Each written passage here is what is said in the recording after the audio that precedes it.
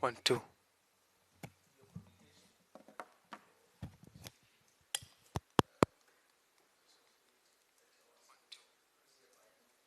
One, two. One,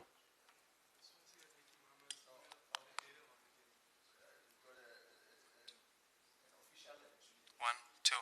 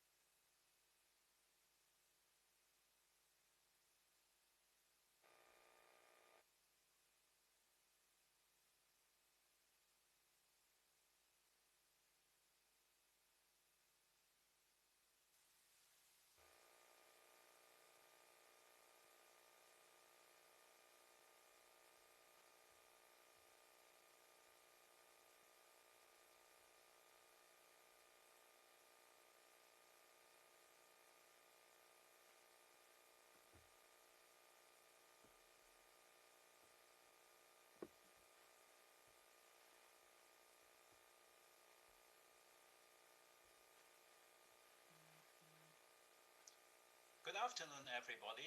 My name is Billy Wong from the Hong Kong Trade Development Council Research Department. It's my pleasure to be here today to share with you the development here in Hong Kong as well as in the Asia Pacific region and see how Hong Kong can serve as an international business hub to help you to promote your business in this part of the world. Well, for those who are not familiar with Hong Kong Trade Development Council, let me just say a few words about our organization. The Hong Kong Trade Development Council is set up by the Hong Kong government. Our primary role is to promote trade in goods as well as in professional services, including financial services. And also we want to promote Hong Kong as a business platform, helping business from around the world to do business in Asia region, in particular related to China mainland. And we have over 50 offices globally to help you to make up the business connections. And how do we promote trade in products? Basically through trade fairs. Before the pandemic, I would say, the normal time, we organize more than 30 physical trade fairs every year, and 5 of them are already the largest in the world, including electronics, watch and clocks, gift and premium, jewelry and lighting products. So you can ride on these big mega trade fairs to find your right business partners. Now, of course, because of the pandemic, some of these physical trade fairs, we can't go on further because of the travel restriction. But we move them online already. Particularly, say, for example, in the coming months, we are going to organize our Southern Show both mainly online, but also we are hoping that we can also organize a small scale offline trade fairs as well. And also you can ride on these online trade fairs, which has already been receiving quite a good response from our exhibitors and buyers. About professional services. How do we promote professional services? Through organizing flagship conferences on different sectors. For example, our flagship Asian Financial Forum, basically targeting our financial services, will build up this platform.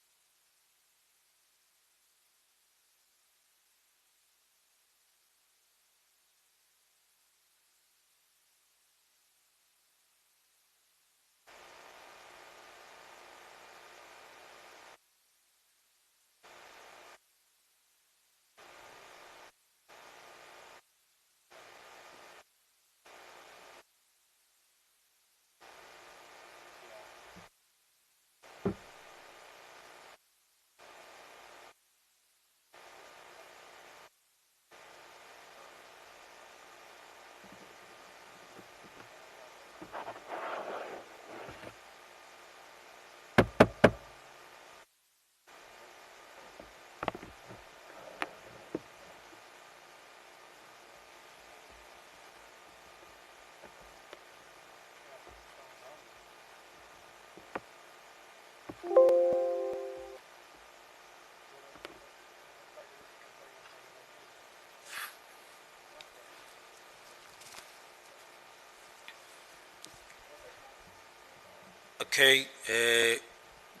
good morning, ladies and gentlemen.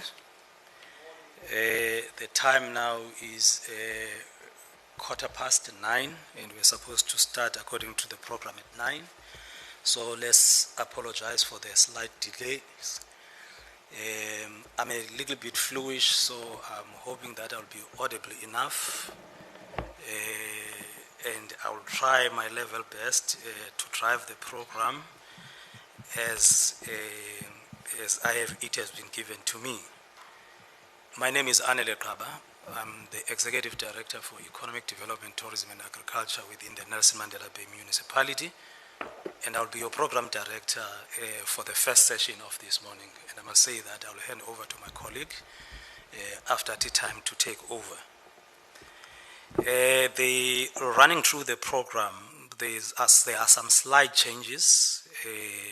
From 9, we're supposed to having the scene setting by Mr. John Rocker. However, that will then be now done by Mr. Pakamisa George. I also know that a number of people have joined us online, and they are also most welcome, as well as those that are present in a venue. Maybe before I just call you Mr. George up on stage, I must say that there are a lot of opportunities and advantages that are presented to us as the province, and one of those is the relocation of the headquarters of Transnet National Ports Authority to the Port of Nuga. It is a great advantage for the Eastern Cape community, and we hope that at least that will help in speeding some of the decision and improving some of the export issues in the region. We therefore, as the stakeholders in the province, have to ensure that that particular process is not in any way delayed, or because we have heard that some of the provinces, like eThekwini in particular, the city, eThekwini, they are fighting that particular move to have the offices coming into our region. And we'll have to stand up as stakeholders because we do deserve that these headquarters are in our province. We are the province with 3 ports, and it therefore, sits well that the headquarters are located in the Eastern Cape province. And therefore, colleagues, this is just, and stakeholders, a call that we need to ensure that we support and lobby as much as possible to ensure that that particular move is concluded. I will now run through the program as I've indicated. We're going to have Mr. Pakamisa George, who's going to take us through the scene setting. And then thereafter, from 9:20 to 10:20, we're going to have a presentation from Mr. Grant so far, as indicated, on doing business in Ghana. Then at from 22:10 to 10 o'clock, we are going to have Mr. Ansuman, I'm hoping I'm pronouncing that one right, who's the Deputy Director, Investment Promotion and Private Investment Promotion Agency. Then from there, from 10 o'clock to 10:20, we're going to have export opportunities in Ethiopia, a presentation that is going to be done by Ms. Nolufefe Dwabayo. Then we'll move from 10:20 to 11:20 to have a presentation on export opportunities in Lesotho, and Mr. Skete Pohlo is going to take us through that particular presentation, and thereafter we'll have a quick session on questions and answers over the presentation, and then that will then take us to the tea break, and thereafter that will then end my time on this particular program, and I'll have to go and take my medication. Without wasting any time, can I call up on stage Mr. George to take us through the scene setting? Thank you.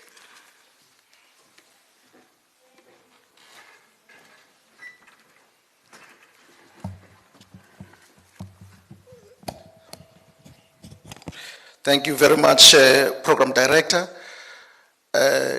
Esteemed guests and delegates, our partners, potential buyers that are joining us virtually online, my colleagues from various trade and investment agencies across the African continent and in other regions of the world, the accounting officers of the government institutions from various departments in South Africa that are joining us on this very important event.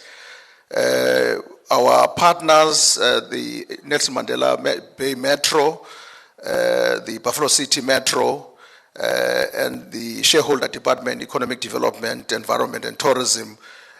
Welcome. Thank you this morning. Mine is very short.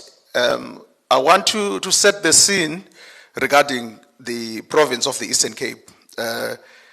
This is not a small province if you compare the land mass of the whole country. The Eastern Cape is the second largest in terms of the land area, with 168,966 square meters. And it's got a population of 7 million. By the statistics of 2019-2020, it's got a GDP of 237 billion South African rand at the record of the end of the financial year 2019-2020. This province has recorded in 2019-2020 14.2 billion trade surplus.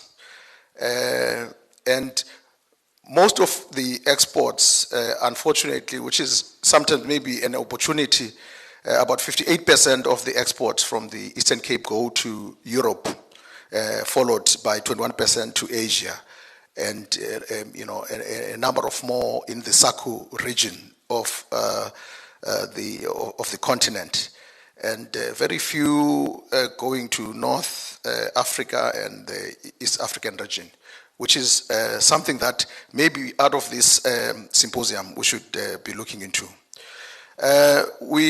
It is true that the value of exports also mimic the value of imports, because if you look at 54% of our imports also come from Europe, and 25% of our imports come from Asia.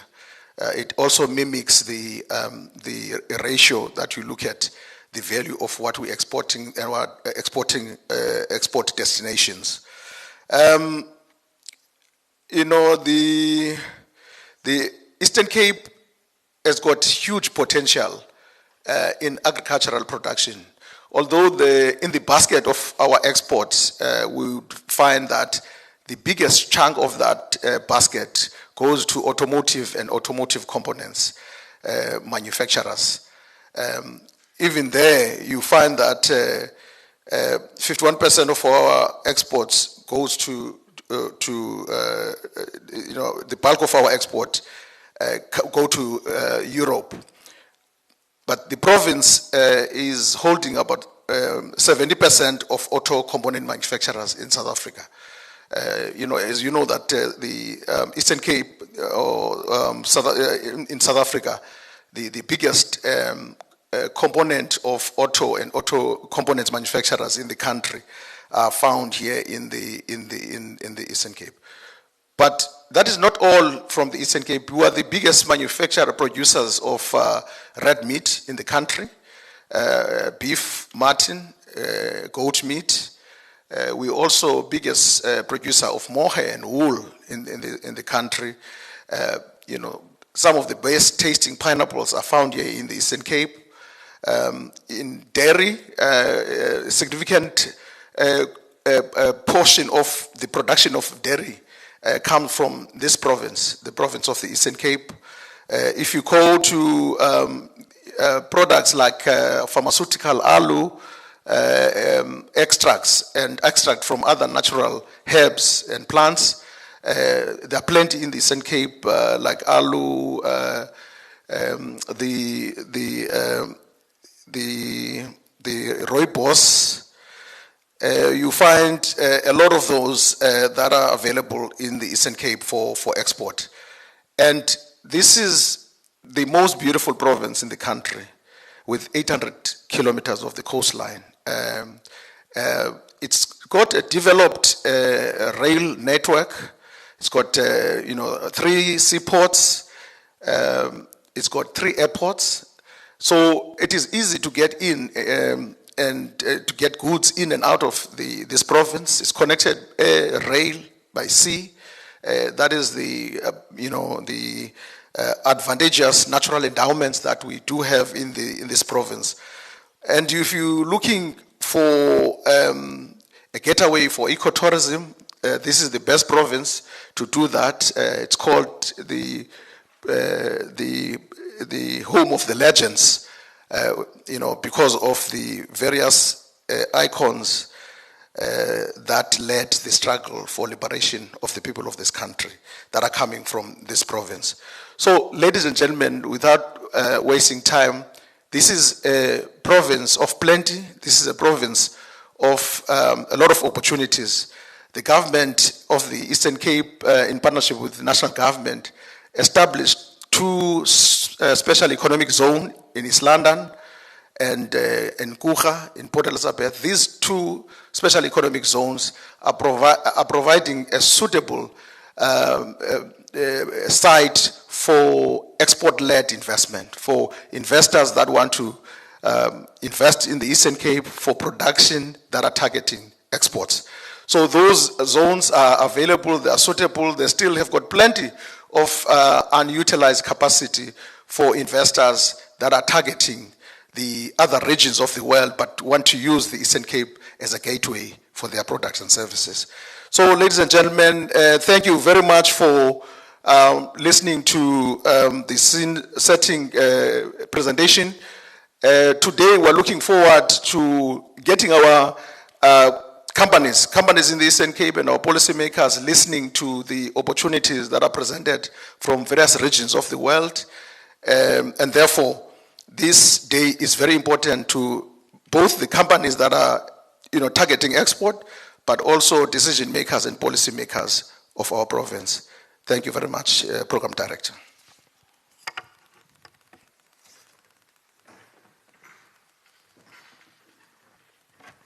Thank you, Mr. George, for that overview and scene setting.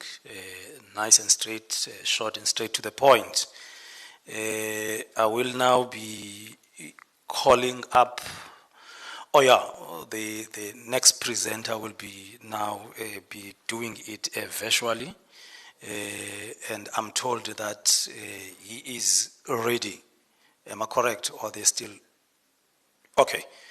There's still a few minutes. He started still trying to connect. I was hoping that I wasn't going to be getting any time to start talking. The main reason that I'm not in the program is because that once I start talking, I just can't stop talking. And I always argue that once you start to talk the issues of the economy, the trade and investment, you can't be limited in 10, 15 minutes time, and especially if you're going to be talking about this particular province. And therefore, I opted for this particular task of being a program director, because as a program director, you just call the speaker and you step down. You don't have to say any other thing. I've seen in the past other program directors, as I was watching Mr. George yesterday, you find out they talk, the time that they get is even more than the allocated time for the actual speakers. They use that particular platform to advance, other issues that they wanted to take across to the audience. So, fortunately and unfortunately, as Mr. George indicated yesterday, this is the new way of doing business. This is the new normal. However, I think our systems, they need to start catching up with the 4th industrial revolution as the COVID-19 has speeded up. Sir, over to you. Good morning. My name is Ted Keenan. I'm from the Daily Dispatch. There is seating room here, I see.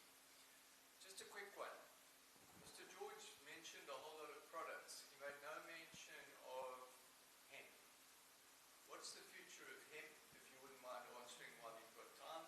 And what is happening to the Port St. John's IBZ? Thank you. There you go. You know, I love to, I love that type of a question, and I'm always happy that there's the media amongst us. Mr. George, you can come up, and I want him to start interrogating you in the meantime. You know, I need a follow-up question. Okay. That's fine. Thank you very much, sir, from the media. We are a very important partner on platforms like this. I just want to mention that hemp production, or the production of cannabis, is one of the priority agricultural products of the Eastern Cape government. It's been prioritized. Resources have been, allocated, especially in the financial year 2021, 2022. However, there are issues related to national regulations that have to be completed. The responsibility for regulating hemp production used to be under SAPRA, under the Department of Health, but it has since been transferred to the National Department of Agriculture Land Reform. So that transfer has got regulatory implications as well, which are now being finalized. We are hopeful that maybe by the end of the first quarter of 2021-2022 financial year, all those regulations would have been sorted out. The Premier of the Eastern Cape government set up a task team that is working on a strategy for the Eastern Cape. Can I request Mr. George that you sit next to him and finish up that answering? Yeah, the speaker is ready, unfortunately. Can we take the speaker? Over to you, thanks.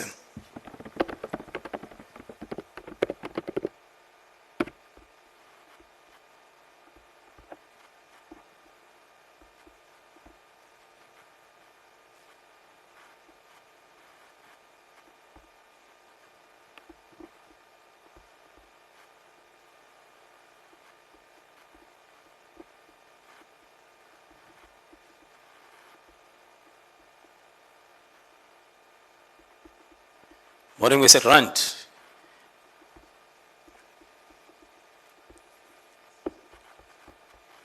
If you can hear us, Mr. Grant, over Hello? to you.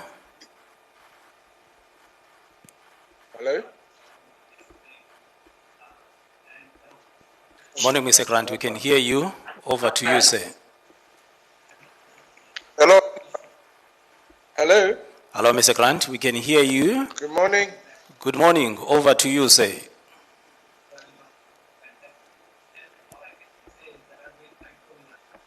Hello? Hello? Hello, Mr. Grant. Hello, sir. We can hear you.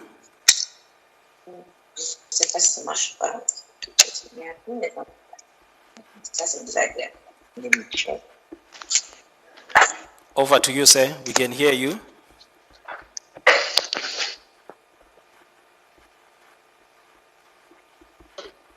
Hello, good morning.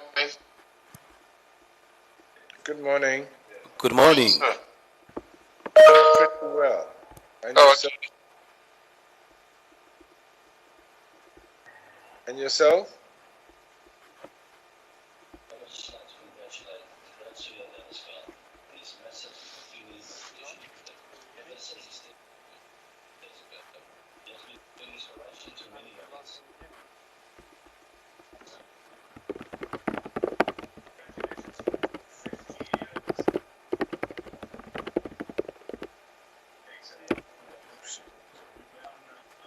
Hello, can you hear me? Yes, I can hear you. I'm from Guinea Conakry from the Private Investment Promotion Agency. Yes, this is Yofi Grant from the Ghana Investment Promotion Center. Oh, great. Nice to meet you. Nice to meet you. So now, we are waiting for the rest of the team, right? Yes, I suppose so. Okay. So how is Ghana? Pretty good, pretty good. Nice. Well, I've been to Ghana for more than 2 years. Okay. Oh, okay. That's nice. Well, you should come again.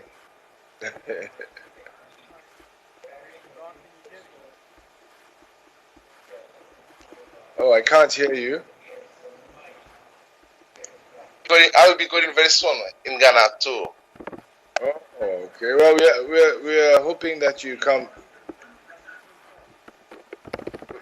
You keep breaking.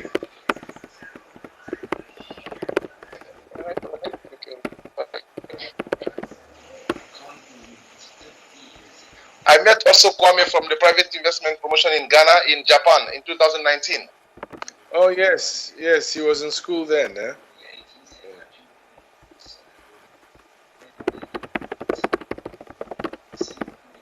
So you must know enough about Ghana. That's good. Yeah. Yeah. What about you? Do you know about Guinea? Not a whole lot. I have many years back, many years back, I passed through Guinea very briefly. But since then, I haven't had any real interaction with Guinea, apart from a few Guinean students who came to school in Ghana.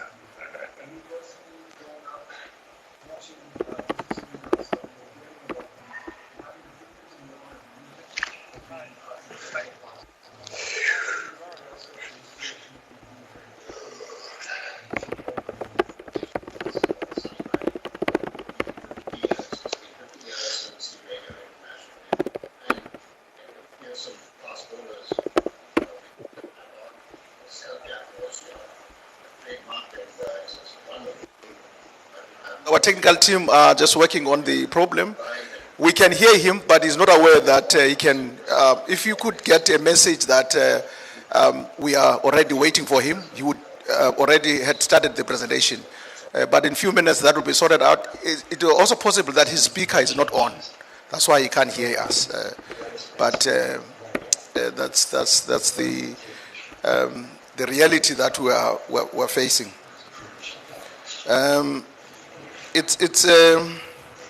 It's very important that on platforms like this we keep to time, because we've got a lot of presenters from various regions that are coming to talk about their opportunities from their various regions, and time is of essence.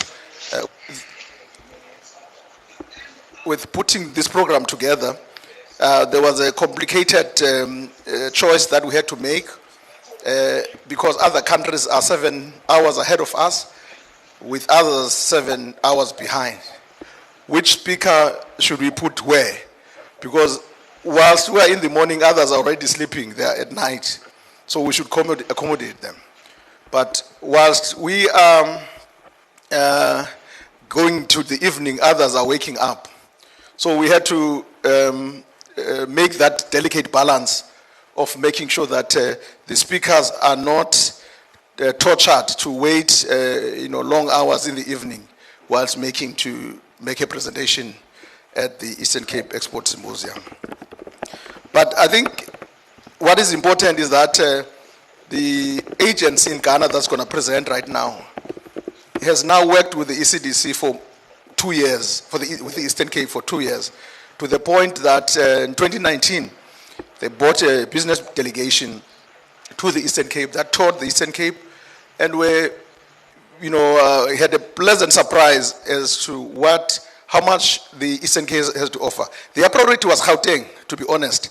But when they got disappointed in Gauteng, with Gauteng's busy schedule and no one to see them, despite the fact that they had a program, they thought of the Eastern Cape, but they ended up getting stuck with the Eastern Cape. We already have got a number of companies that are now starting sending samples to Ghana, some in the real estate industry, some in the energy sector, some in the chemical sector, sending products, some in the wine industry, sending products over to Ghana. You'd be asking questions as to, when you talk about the wine industry, what do you mean? The wine industry is one of the industries that is slowly moving into the Eastern Cape. There's one big winery that is coming up on the N6, just outside of East London. It's going to be starting, before May, to start the vineyards. The process started with the ECDC in 2019 and was presented at the end of 2018 and was presented to the IDC and Land Bank at the end of 2019. However, when COVID hit, all of the plans for the implementation of that investment had to stop. But now it seems all systems are ready for the first real winery or wine investment in the Eastern Cape. We've seen the pilot that took place in the northern region of this province, area around the Krisani district. Very good results, but this one being tested by experts from the Western Cape was found to be very suitable in terms of climatic conditions and soil conditions for the production and planting of vine. So in addition to other potential products, other products that are produced in the Eastern Cape in terms of what I mentioned earlier on, will be adding the wine investment into that basket. We also have got chicory. We're the biggest producer of chicory. And the fastest growing industry now is also macadamia nuts in the Eastern Cape. So the Eastern Cape is expanding the basket of products that is offering to the domestic and international markets. And it's very interesting to indicate that the Eastern Cape always have been looking for a trigger for stimulating the agricultural sector of this economy. However, triggers were not forthcoming, but I think in 2018, one of the triggers came from Kuwait, where a significant investment was made in this country by a Kuwaiti company. And that company is now expanding to other products. And it looks like the agricultural production now in the Eastern Cape, especially of red meat, has to expand. And farmlands that have been idle now have to be put under production, because the demand is fast stripping the ability of the farmers in the Eastern Cape to supply in terms of chilled meat. Because in 2019, this company started exporting 1,000 chilled carcasses, via the Emirates Airlines. But today, it's almost now 5,000 carcasses. And it's expanding also the type of livestock mix that is that's being produced and exported. There we go. Hello? I think it's.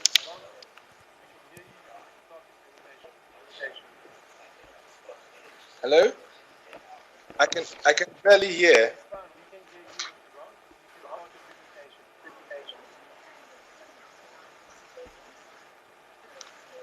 Sorry, I can barely hear.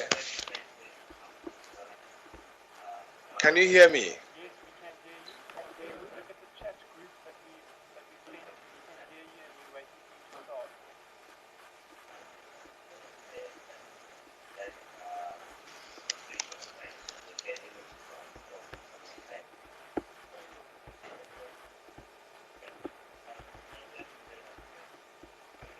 Sorry, I can barely hear.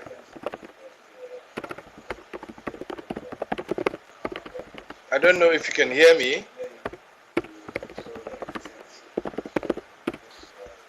But I can barely hear. I can see you, but I can't. Yes. Can you hear me? Oh, gosh, I can't hear you at all.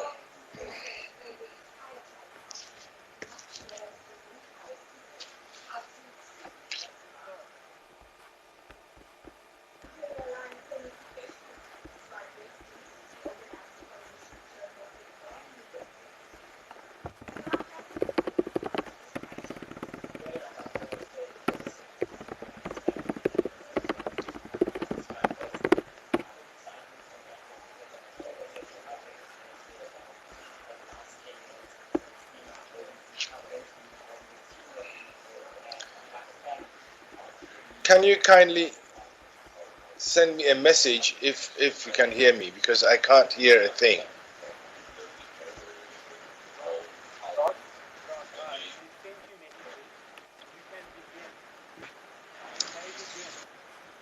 Okay. Okay. Well, a very good morning to you all, and a good morning from very warm Ghana. And indeed, it's my pleasure to be on this seminar. I believe that the promise of the future stands very supreme in all the plans that we make. And at this moment, it's important to understand and share the experience and the opportunities that are coming from Africa. I think I'll start by first sharing a quick presentation on the Ghana situation, and then we'll speak a bit more about the African opportunity in that perspective. So let me just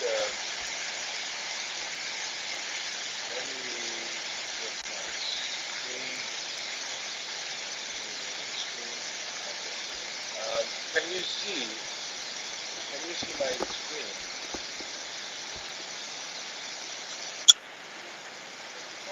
Can you see my screen? If you can, give me a thumbs up. Okay. So, sorry, I think that I have the wrong one. So, the Ghana story of today I call the three O's: opportunity, optimism, and openness. And I think it's predicated on a new African opportunity emerging with the commencement of trading under the AFCFTA, and the negative views that the world had of Africa are gradually changing into a more optimistic and resilient partnership in the face of the global pandemic. As trading under the AFCFTA started in January 2021, we expect that it will enhance competitiveness significantly at the industrial and enterprise level through exploitation of opportunities for economies of scale and drive industrialization of the continent. Indeed, in Ghana, the government in its policy initiatives has outlined some specific and priority investment opportunities which we feel will accelerate our competitiveness in the AFCFTA, as well as improve the economy and grow the economy significantly. Most of these policies are predicated on the seizure of the export of raw materials and resources into value addition. And so we have a number of policies like the one district, one factory, where each of the 260 districts will each have some value addition or factory. The essence is to democratize the economy and spread it out nationwide such that our integration with the region will be seamless and easier. Secondly, we have, because we are very agricultural, we have the policy of one village, one dam to ensure sustainability of our production. Besides that, there will be agricultural production all year round. Ghana has about 30 million hectares of arable land. And of course, on the back of that, we find agro-processing and value chain opportunities. But the major agric policy is one we call planting for food jobs, which has been quite significant over the past few years in turning Ghana from a net exporter of foods from a net importer of food to a net exporter of foods.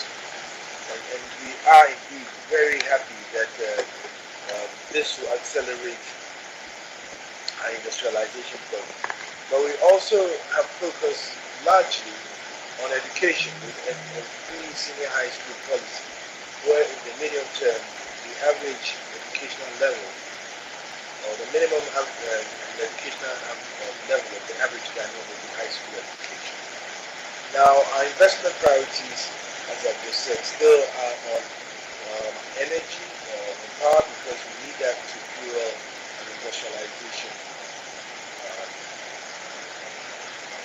reconfiguration. We also are looking at infrastructure, particularly on roads and highways as well as railways to connect between the various cities, but then to also connect into the sub-region and into the continent. We recently upgraded Tema Port now to 3.7 million TEU, which is probably the largest port in Africa, potentially the largest port in Africa. And we have upgraded a number of our airports, especially the Critical International Airport and all our regional airports to improve connectivity.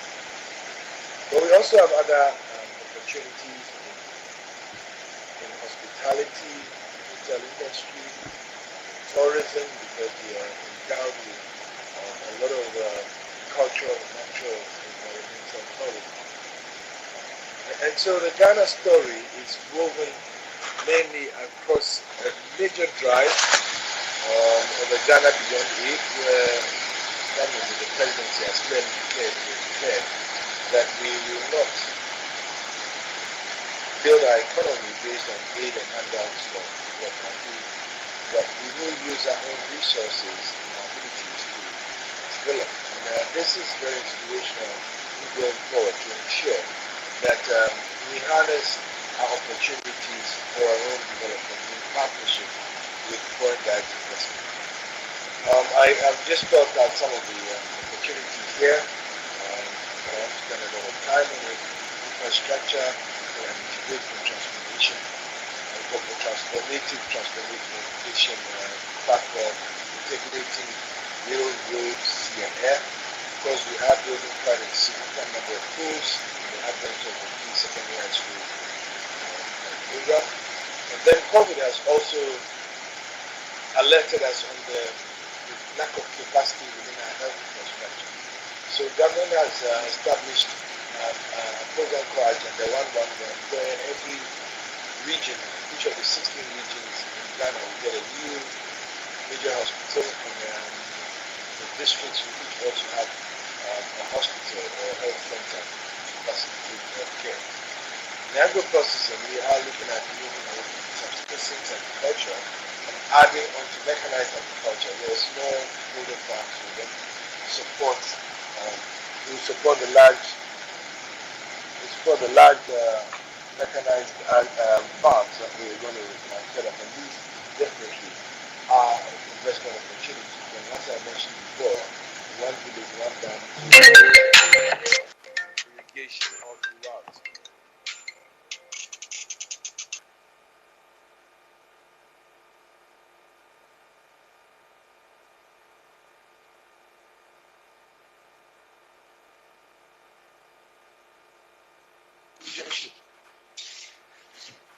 Hello, can you still hear me?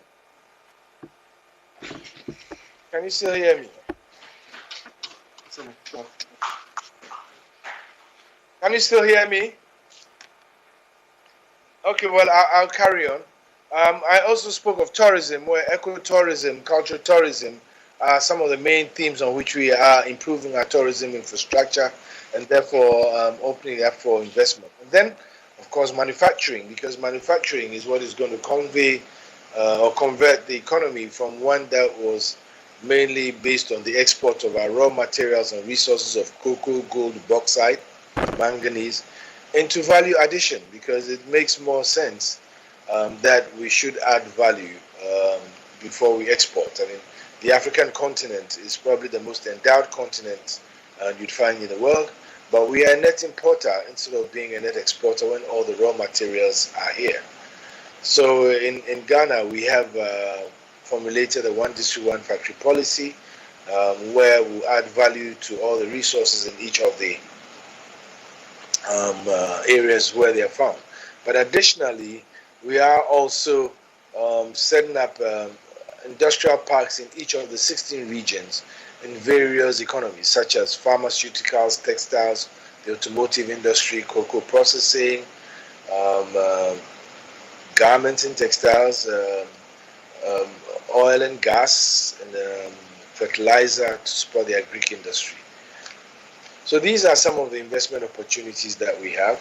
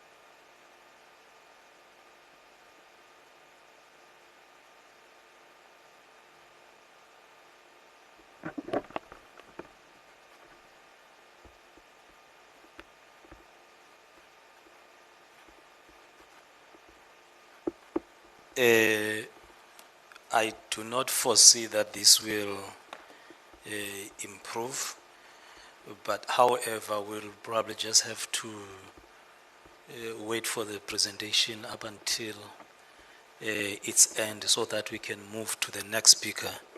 And I think the advantage is that the presentations will be circulated. So all the stakeholders, hopefully they have put in their email addresses when they were registering so that they can be able to receive the presentation. That's the only way that we can be able to get that particular information. So let's just be patient, and we've said we are getting into new territories. It's a new space, whether it's him on the other side, but it looks like he had muted himself. And I believe by the time he was picking up the phone, he put in mute and he never took it back to unmute. And unfortunately also what he doesn't do is to look at the chat box or the chat screen, because that's one way when the audio is not working that you could pick up the elements of communication. However, like I've said, this is a new space, this is a new way of doing business, and this is a new way of communication. So we're gonna learn as we move forward. So I'm just requesting that we be a little bit patient. We'll just also try and catch up with the time immediately after he is done. I think he's done, Am I correct? Let's just put up the presentation so that we can keep. Oh, not yet. Okay. Hopefully that at least with the next speaker we won't experience the same problems. And then we're going to try and chase up and catch up with the lost time. Thanks for your patience. Hello, can you hear now? Oh, I think I was muted somehow. Sorry about that. I was just giving an indication of what has happened with FDI on the continent and the opportunity that the AFCFTA will bring to us. So I did mention that the UNCTAD Investment Trends Monitor projected a 42% drop in FDI from 1.5 trillion in 2019 to some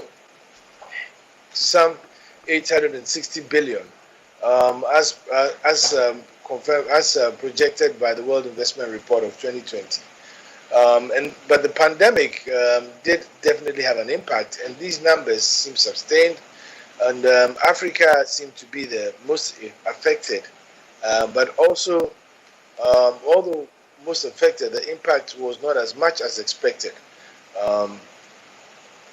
And so in Ghana, for example, we've seen a surge in FDI from 1.01 billion in 2019 to 2.65 billion in 2020, despite the pandemic. And this is almost 40% increase in FDI. That was indicated by some 279 projects in various sectors, and we believe that these will create some significant jobs. But I think the real opportunity comes from the AFCFTA. And so I'll move away from the Ghana story and go straight to the AFTA. I dare say that 2020 ushered in Africa's year, Africa's decade, and the opportunities that Africa has to re-establish itself as a significant global player cannot have been more emphasized in 2020. I exemplified with this nice picture of Ghana unleashed, breaking out into the world. But the African opportunity definitely is very important as we speak. And I dare say that Africa is the future, and the future is Africa. And first of all, just about a few statistics to say why I say so. And according to the Economist, Sub-Saharan Africa's population growth was about 2.7% is higher than some of the other regions in the world. In Latin America, 0.9%, and in Southeast Asia, 1.2%. And as this population grows ahead of most areas, we would see that the population will double by 2050 to about 2.5 billion people from the 1.2 billion people, 1.3 billion people we see today. That means that by 2050, 1/4 of the world's population will be in Africa. And Africa, in terms of people, will be bigger than China and will be bigger than India. The interesting thing is that, as indicated by the Council of Foreign Relations, about 70% of this population will be below 30 years. And then there is a huge bulge, which we expect to go on for decades, in contrast with the aging populations in other regions of the world. Indeed, the same CFR has indicated that by the year 2100, Africa's population will be 1/3 of the world's, and 1 in every 3 people will be African. And by the end of the century, Sub-Saharan Africa will have close to half of the world's young population. Now, that is in itself a major challenge as well as a major opportunity, because one, that demographic indicates that there is a huge untapped market in Africa, and secondly, Africa would have the biggest complement of the potential labor force in the world. Indeed, the Hoover Institute of the U.S. has argued that Africa will add about 1 billion new workers to its labor force in the next few decades. And this would be a young, aggressive, eager labor force with which, if we really reposition them well, could be the new labor force that will propel or grow the continent and the world economy. But apart from the population growth, the continent itself is experiencing rapid urbanization. And according to the OECD, Africa is expected to see the fastest urban growth rate in the world, with over 950 million additional people expected in African cities by 2050. The growth is expected in small and medium-sized towns, and therefore will not burden the already overpopulated big towns. But it's also estimated that Africa will have the fastest growth rate in towns with over 1 million people. Now, these all create significant opportunities. And despite what I did indicate that UNCTAD predicted a 42% drop in FDI on the advent of COVID, the decline in foreign direct investment flow to the continent was in actual only about 18%. And some countries such as Ghana and Senegal saw an increase in FDI inflows. In Ghana, our 2020 figure indicated FDI of 2.65 billion. In Nigeria, it was 2.66 billion. And in Egypt, which was the leader in Africa, it was 5.5 billion, according to the UNCTAD document. Senegal shows an increase to about 1.5 billion for 2020. So what do we really need to do to facilitate increase in trade and investment on the continent? Because with the advent of the AFCFTA, Africa now has the biggest tariff-free trade bloc in the world. And we need to capitalize on that to actually increase wealth on the continent. But let me just give a little background to the, let's give a little bit of context to the AFCFTA. It is a framework agreement covering trade in goods and services, investment, intellectual property rights, and competition policy. And the free trade area lays the foundation for the establishment of a continental customs union, which is a stepping stone towards integrating fully African economies, or having what I would call the African Economic Community envisaged under the Abuja Treaty in 1991. And as it is, it is the largest, like I said, free trade area in the world, covering at least 55 countries. And as an African initiative, the implementation of the single market stands as an economic game changer for the continent as it connects the 1.3 billion people in the 55 countries with a combined GDP of approximately 3.4 trillion. Now, the estimation and the belief is that this 3.5 trillion GDP could actually grow to over 7 trillion by 2050 if we harness the opportunities under the CFTA. As we stand right now, 36 out of the 55 countries have ratified the CFTA, meaning that its rights, provisions, and obligations of the agreement is effective in those 36 countries. Now, the big challenge we have in the past, which makes this even an important necessity, is that even as at date, intra-Africa trade is something less than 18%. But we stand a chance of increasing it by a 52% increase by 2022 with the AFCFTA. And this will result in the growth of the continent's economies by 0.9% and employment by some 1% or 1.17% as the statistics says.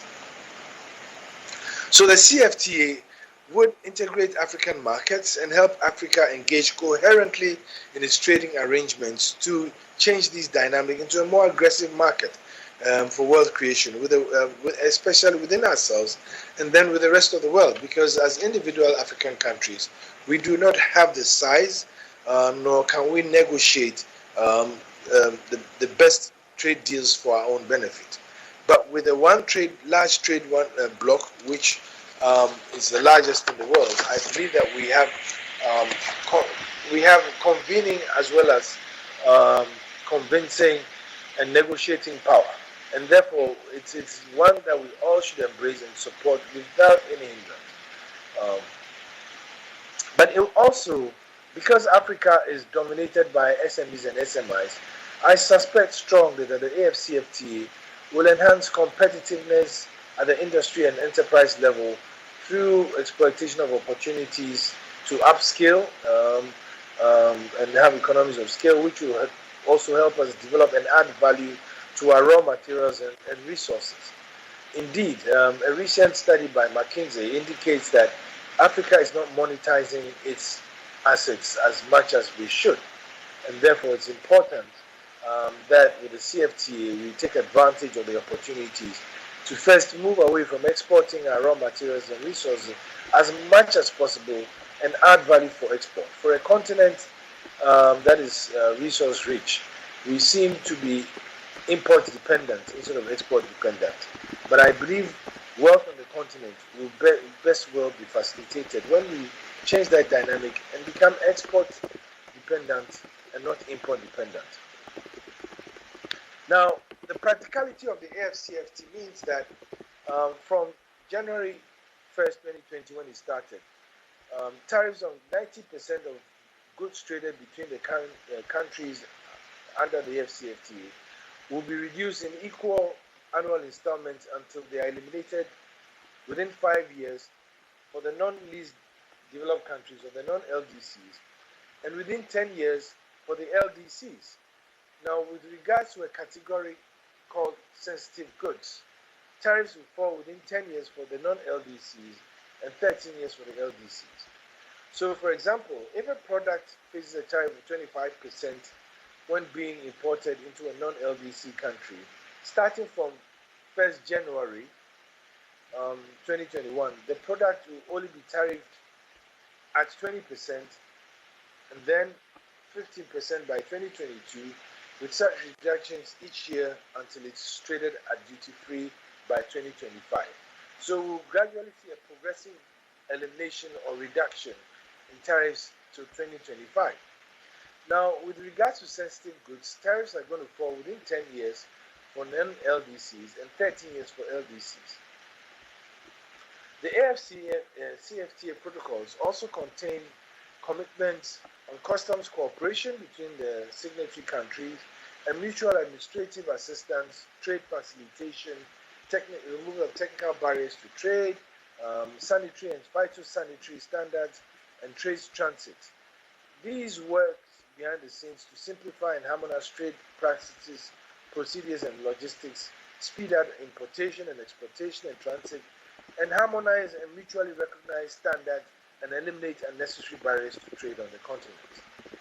And one very practical example is movement and transportation. For example, it's just as difficult for me to fly from Ghana to Senegal or to the Congo, and it's more difficult for me to fly to Senegal to the Congo than it is for me to fly to the UK or to the US. And so we need to reform some of our own internal legal frameworks to make sure that we can take advantage of the opportunities that come under the CFTA. So, what are the real benefits that we all will gain under the CFTA? I suspect that the total size of the African market, as predicted, will grow to some 2.75 billion by 2060, with an expected middle class of more than 42%. But with a demographic that also would say that not less than 55 to 60% of that population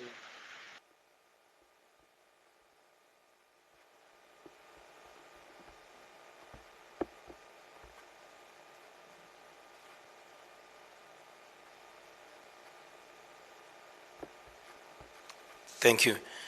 What we'll be doing, we're going to go straight to the next presentation. I think most of the areas that the speaker was starting to cover were well covered yesterday by the Secretary General. And because of the time and the delays and the glitches that we had, we definitely have to start moving forward with our program. Hello, good morning, everyone. Yeah. Hello. Yeah, good morning. How are you doing?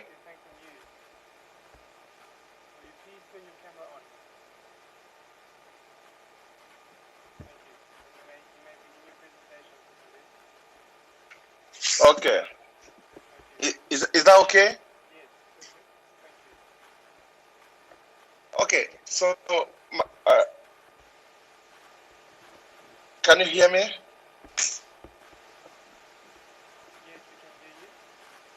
Okay, so this is Osman Konde talking from the IPAI, the Private Investment Promotion Agency from Guinea-Conakry. And thank you for having me on this symposium to talk about a bit the business environment in Guinea and how you can invest in Guinea, okay? So first of all, I would like to give you some key figures on our country, Guinea. And Guinea is located in West Africa. And then we also have 6 neighboring countries. The Guinea's map is 245,000 kilometers square. And then the GDP of Guinea is 12 billion in 2018. Guinea is, as I told you, is located in West Africa, and the inflation rate was 6.5 in 2019. And then due to COVID, things went down a bit, okay? And then, as you know, Guinea is a country with a lot of potential where you have 300 kilometers of maritime front and 6 states with whom we are sharing borders.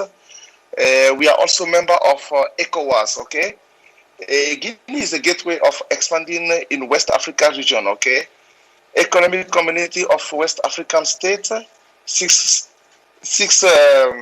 countries with whom we are sharing borders, as I mentioned earlier on. We are also part of the Mano River Union. Priorities investment sectors in Guinea. As you may know, we have a lot of sectors in Guinea, but we have identified 5 which we are trying to promote right now. These sectors are agriculture, energy, mining, services, transport, and manufacturing. As you know, Guinea is one of the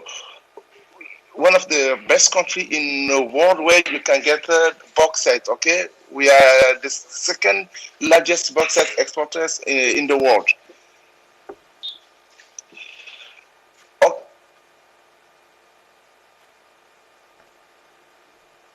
incessant period of economic growth. We also have a brilliant macroeconomic management, strong balance sheet, we had external credit position, sound legal, and then we have political stability. We just had incident-free election every 5 years, labor market stability. Business climate in Guinea. As you may know, we guarantee for international investors freedom to acquire property, rights and concessions, freedom to own their own businesses 100%, freedom to transfer abroad all profit and tax, dividend also, protection against measures of naturalization, expropriation of their businesses, except for reasons of public utility after a prior compensation, tax and custom incentives for new investment in Guinea, exemptions on import tools, raw materials, or input for up to 10 years tax-free, okay? And then we also have tax holidays, new or low tax rate for up to 10 years. Strengthen independent legal system, upgraded regulatory texts in various sectors, as I mentioned, mining, energy, petroleum, information technology, and communication. We also have the PPP law, the public-private partnership law, okay? Oh, and then let's move on of our agency. We have the one-stop shop, which handle the formalities relating to Guinea, the granting of approval to the investment code. We also have the investment promotion department promoting investment opportunities in Guinea, assisting investors along the investment process, promotional support for companies. We also have the last one, business assistance, defining appropriate program and support measures for investors, contributing to their strengthening the capacity of national company and offering support to Guineans and foreigners. Now, business registration. Guinea has put in place some measures which allow us today to create a company less than 72 hours. We also have the business formalities and the concentrated services, which means that we have our agencies everywhere now in the country.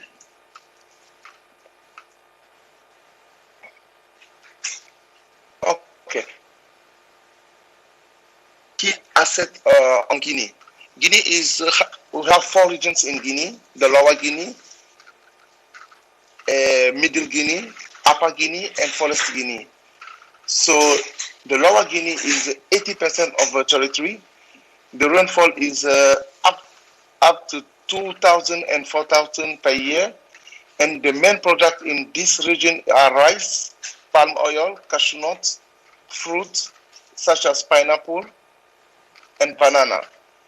The Middle Guinea, which is 23% of the territory, and the rainfall is situated between 1,250 to 2,000, the rainfall per year. And the main product is peanuts, fonio, cassava, mango, vegetables. The Upper Guinea, which is 39% of the territory, and the main product in this region is onion, vegetable, fonio, cotton, shea butter, mango, and rice. And the last one is 20% of the territory, where you have as main product which you can be produced there, rice, coffee, plantain, pepper, and rubber.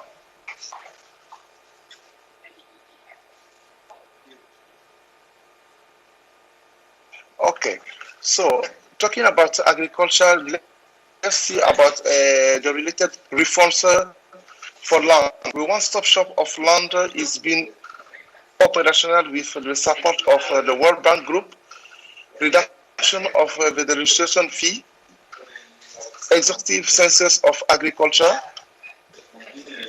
We also have a study mission on land. Okay, stop the follow to register to invest in agriculture in Guinea. First of all, you need to write a letter of intention to the Ministry of Agriculture, and the second one, obtain the certificate to transfer of agriculture and land from the rural community. The third step is the negotiation of a memorandum of understanding between you and the ministry. And the last one is the negotiation of a lease on agricultural land, which you can get up to 10,000 hectares depending on your projects.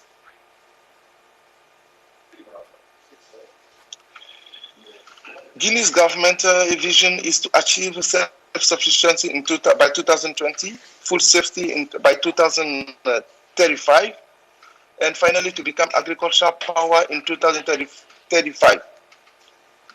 A targeted industrial culture, an agricultural industry, diversification of products, a market development, treatment of nutrition.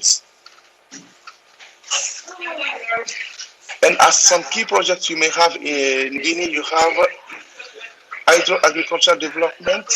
We also have construction plan, development of agricultural products. So I will be sending those projects to all people interested in. And then these are some points which I wanted to intervene on this morning. So I'm available and my contact is there for anyone interested to know more about Guinea and then more about the investment code and also the PPP law. Thank you.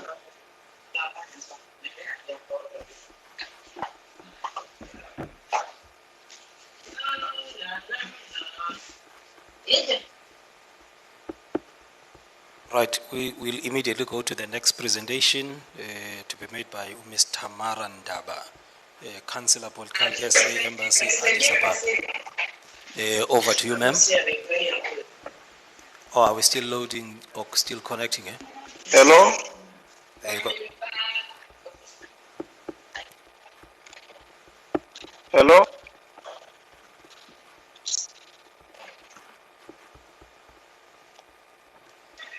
Hello?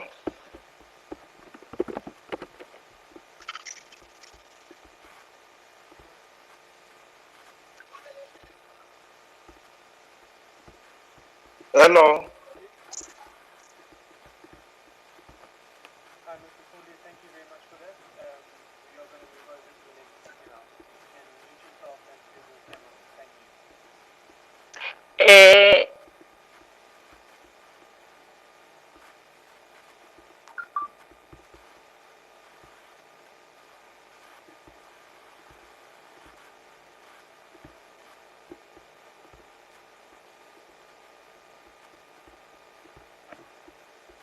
Hi, ma'am.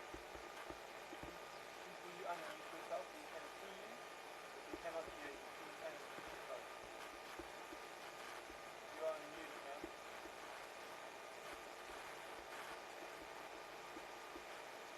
You are on mute.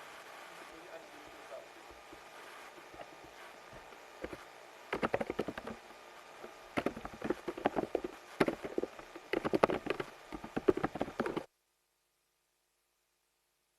Not sure whether it's my turn or you could hear me.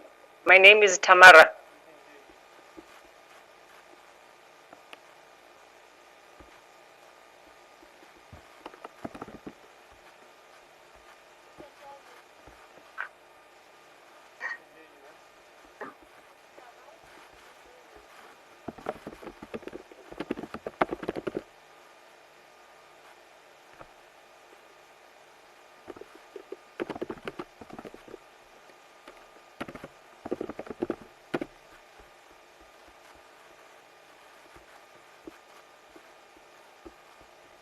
Ma'am, we can hear you. You may begin.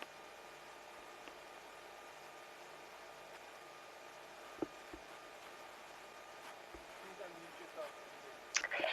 Program director. I'm not sure whether you could hear me. Can I go ahead? Okay.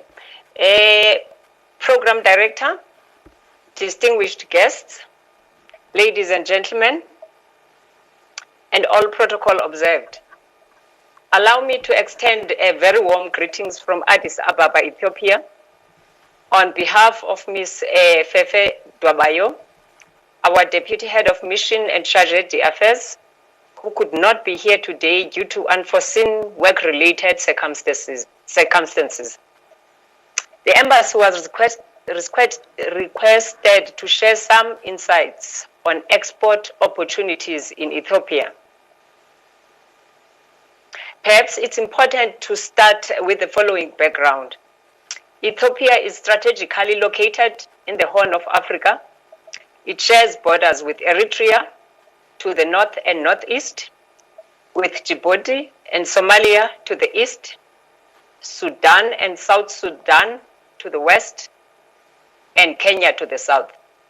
And these are the very important countries, IGAD countries, which is intergovernmental body for development in this region. Program Director, Ethiopia prides itself with approximately 114 million citizens, which is the second biggest population in Africa. And as we would all know, the first one is Nigeria with about 206 million people. Ethiopia also continues with its annual double-digit growth at the rate of 7.7% in 2018 and 8.97% in 2019. Of course, the impact of COVID-19 with all the economies, they are not yet determined.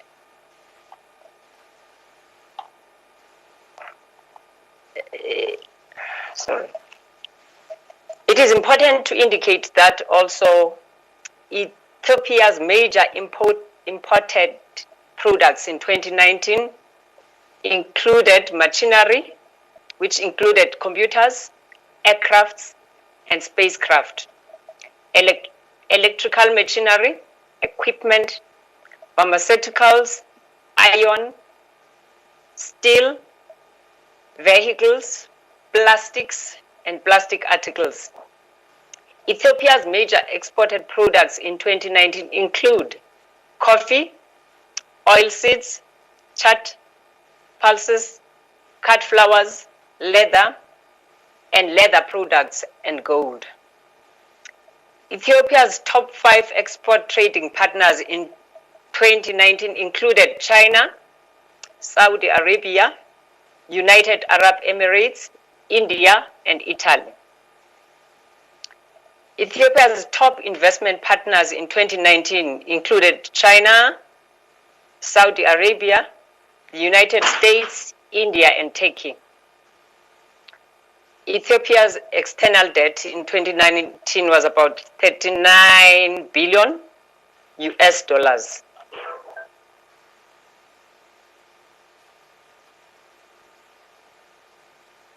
Coming to bilateral relations, it is important to indicate that the relations between the two countries were formalized in 2004.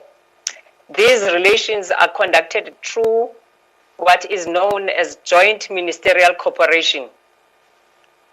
It is also important to indicate that these relations between the two countries are premised on very strong historical ties. We will all remember that our former president, Nelson Mandela, did get his first military training in Ethiopia in the 90s. Also, those who read his literature, he also prided himself to first put his, or actually to save the black pilot in Ethiopia. Program Director, the JMC, which is the Joint Ministerial Commission, supervises implementation of about 11 signed bilateral agreements and 6 memoranda of understanding. Some of these are underway, others are negotiated accordingly.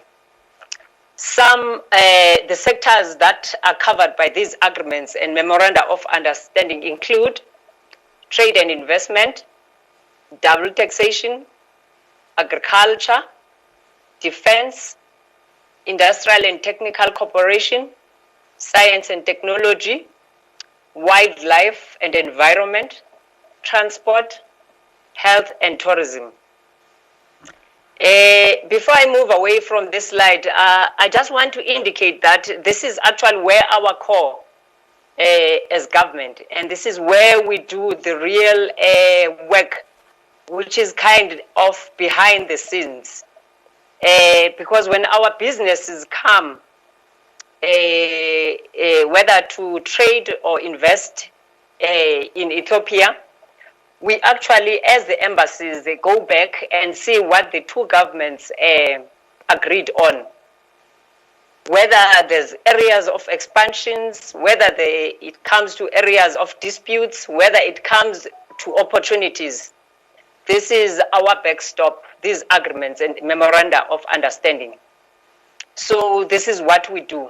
We work for our business people to through these agreements and these memoranda of understanding to ensure that things run smoothly, and where there are misunderstandings, we also use these instruments to ensure that the ease of doing business in our host countries is indeed manageable and workable for our business community.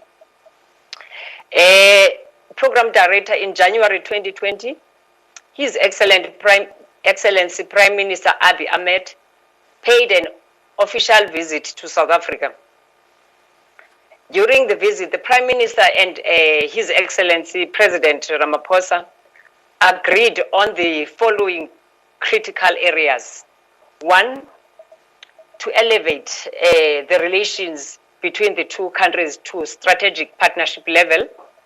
Secondly, to strengthen trade and investment ties as a key focus area. So our participation here it's not just by chance, it's a mandate at the highest possible level between the two countries. And hence we said to the organizers, we're very excited about this initiative and actually declared our willingness to participate. Ladies and gentlemen, some of the information that I'm going to give to you now was provided by the department. We took it actually from the sources provided by our Department of Trade and Industry and Competition. The bilateral trade figures illustrated a decline in the past 5 years between Ethiopia and South Africa, from 114 million in 2015 to 102 million rands in 2019. The exports, that is SA exports to Ethiopia, decreased from 103 million in 2014 to a little over 900 million in 2019. It is important to indicate that the 5 top exports to Ethiopia during this period, that is 2019, included vegetable products, which was at 31%, machinery and mechanical appliances and electrical equipment stood at 21%, vehicle products, which lies squarely with the ore, which speaks to the Eastern Cape per se. The vehicle products were at about 15%, and all other products constituted 18%. According to the DIC, Industrial Policy Action Plan, this illustrates reasonably diverse coverage of the market and an opportunity for expansion for our business community. Program Director, the composition of the export market is illustrated above. Further indicates demand and potential for exports, expansion and investment in industrial and agricultural sector inputs. Now coming to SA imports. South Africa imported from Ethiopia. South Africa imports from Ethiopia also decreased during this same period from 110 million to about 100 million. The top 5 imports from Ethiopia in 2019 included vegetable products at about 50%, optical and medical and surgical products at 3%, textile and textile articles at 8%, machinery and mechanical appliances and electrical equipment at 11%, prepared foodstuffs at 7%, and all other imports amounted to 21%. SA imports from Ethiopia are dominated by agricultural products, namely coffee and spices. Prospects of trade and investment for the South African business expansion include supply of agribusiness services, storage, transportation, agricultural equipment and machinery, agro-processes, processing technologies, and of course, potential to expand to the SA footprint in the East African market. As I indicated from the beginning, the other countries in IGAD that Ethiopia borders. Program director, there's also South African presence, rather South African business presence in Ethiopia. To mention but a few, these include PPC, that is Pretoria Portland Cement, in the construction industry, Black Rhino in transportation, NAMPAC, dealing with ceramics and glass, East African Bottling Share,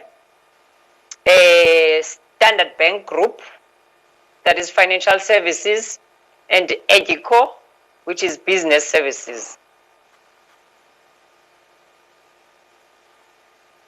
As indicated, Program Director, most of this information that I spoke to above was we took it from our Department of Trade and Investment and Competition. Program Director, it's important to also indicate that since 2018, when Prime Minister Abiy Ahmed took premiership, he introduced wide-ranging reforms that include political and economic reforms. The economic reforms are contained in a document known as Homegrown Economic Reform Agenda. Broad focus areas contained in this document include agriculture, tourism, manufacturing, and mining. So this is the area that I think all the South African investors, including the Eastern Cape, should really look at closely. Ethiopia also made pronouncements on partial or full privatization in key state-owned enterprises that include industrial parks, railway projects, sugar factories, hotels, and other manufacturing industries that allow foreign investor participation. Program Director, the giant state-owned telecommunications company is currently unbundled, and South African companies such as Telkom, Vodacom, and MTN showed interest and bidded in the process. We are currently waiting for the outcomes of the successful bidder, as far as I know. Program Director, I'm not going to waste any time and speak on African Continental Free Trade Area, except to indicate that Ethiopia is among the countries that deposit their instrument of ratification of the African Continental Free Trade Area, which came to force on 30 May 2019. It is just important to mention that tariff barriers, non-tariff barriers on intra-trade and trade trading by the women form part of milestones of this flagship agreement, signed and operationalized during South Africa's tenure as the chair of the African Union. I think the experts in this area really did expand yesterday. Program Director, when I'm about to close, I just want to indicate that there are, with all these reforms that are taking place in Ethiopia, there are important documents that will be willing as an embassy to share on request. The embassy had a liberty to participate with some of the road shows that were organized by the Ethiopian Investment Commission, and we had a privilege to get a presentation of major legal reforms introduced by the new investment regime in Ethiopia. And also, what was of importance to us is the initiative taken by the Ethiopian government, which looks at investors' issues and potential solutions. You will know that as investors, almost all the time there are issues between them and the host country and their partners. So it is very important that the government of Ethiopia recognize this. And they indicated in some of those roadshows that they are trying to create a one-stop show to try to ensure that they resolve these problems in whichever area. And as embassies, we are partnership in this process. Whenever our business people are encountering problems, we are there to assist.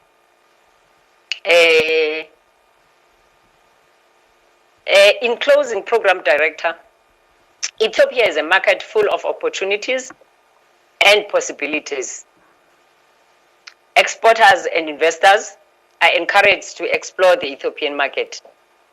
The embassy stands ready to facilitate, to engage, to advise, follow up, and find out where necessary in all trade and investment related activities between the Eastern Cape province and broader country and Ethiopia. I thank you.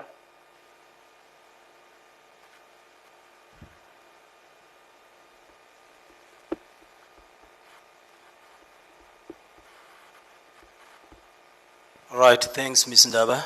I don't know if she can hear me. We are at least catching up with the time. We're going to move now to the next presentation by Mr. Potlo from the Lesotho National Development Corporation. He's going to be taking us through export opportunities in Lesotho. Can we then fly to the presentation and connect to him as soon as you can, please? Thank you.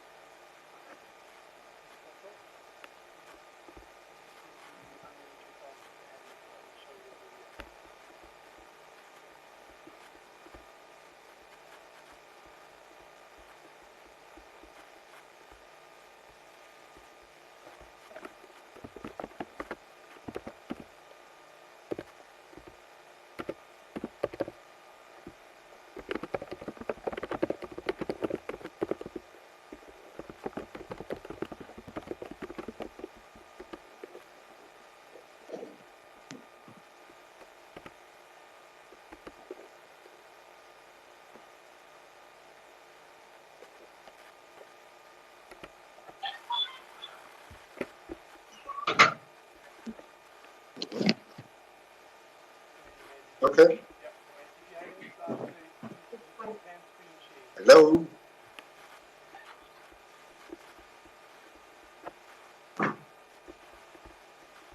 Hello.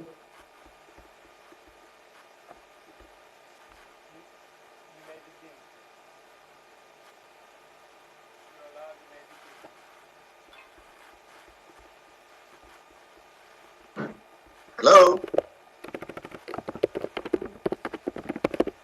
So watch.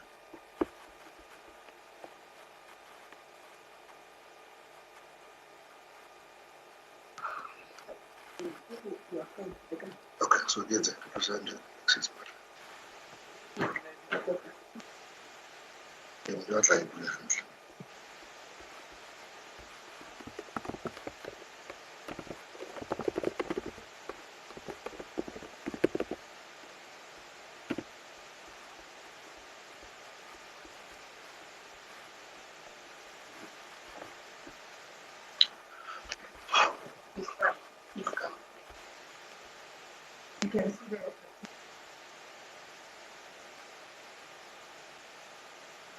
I can continue.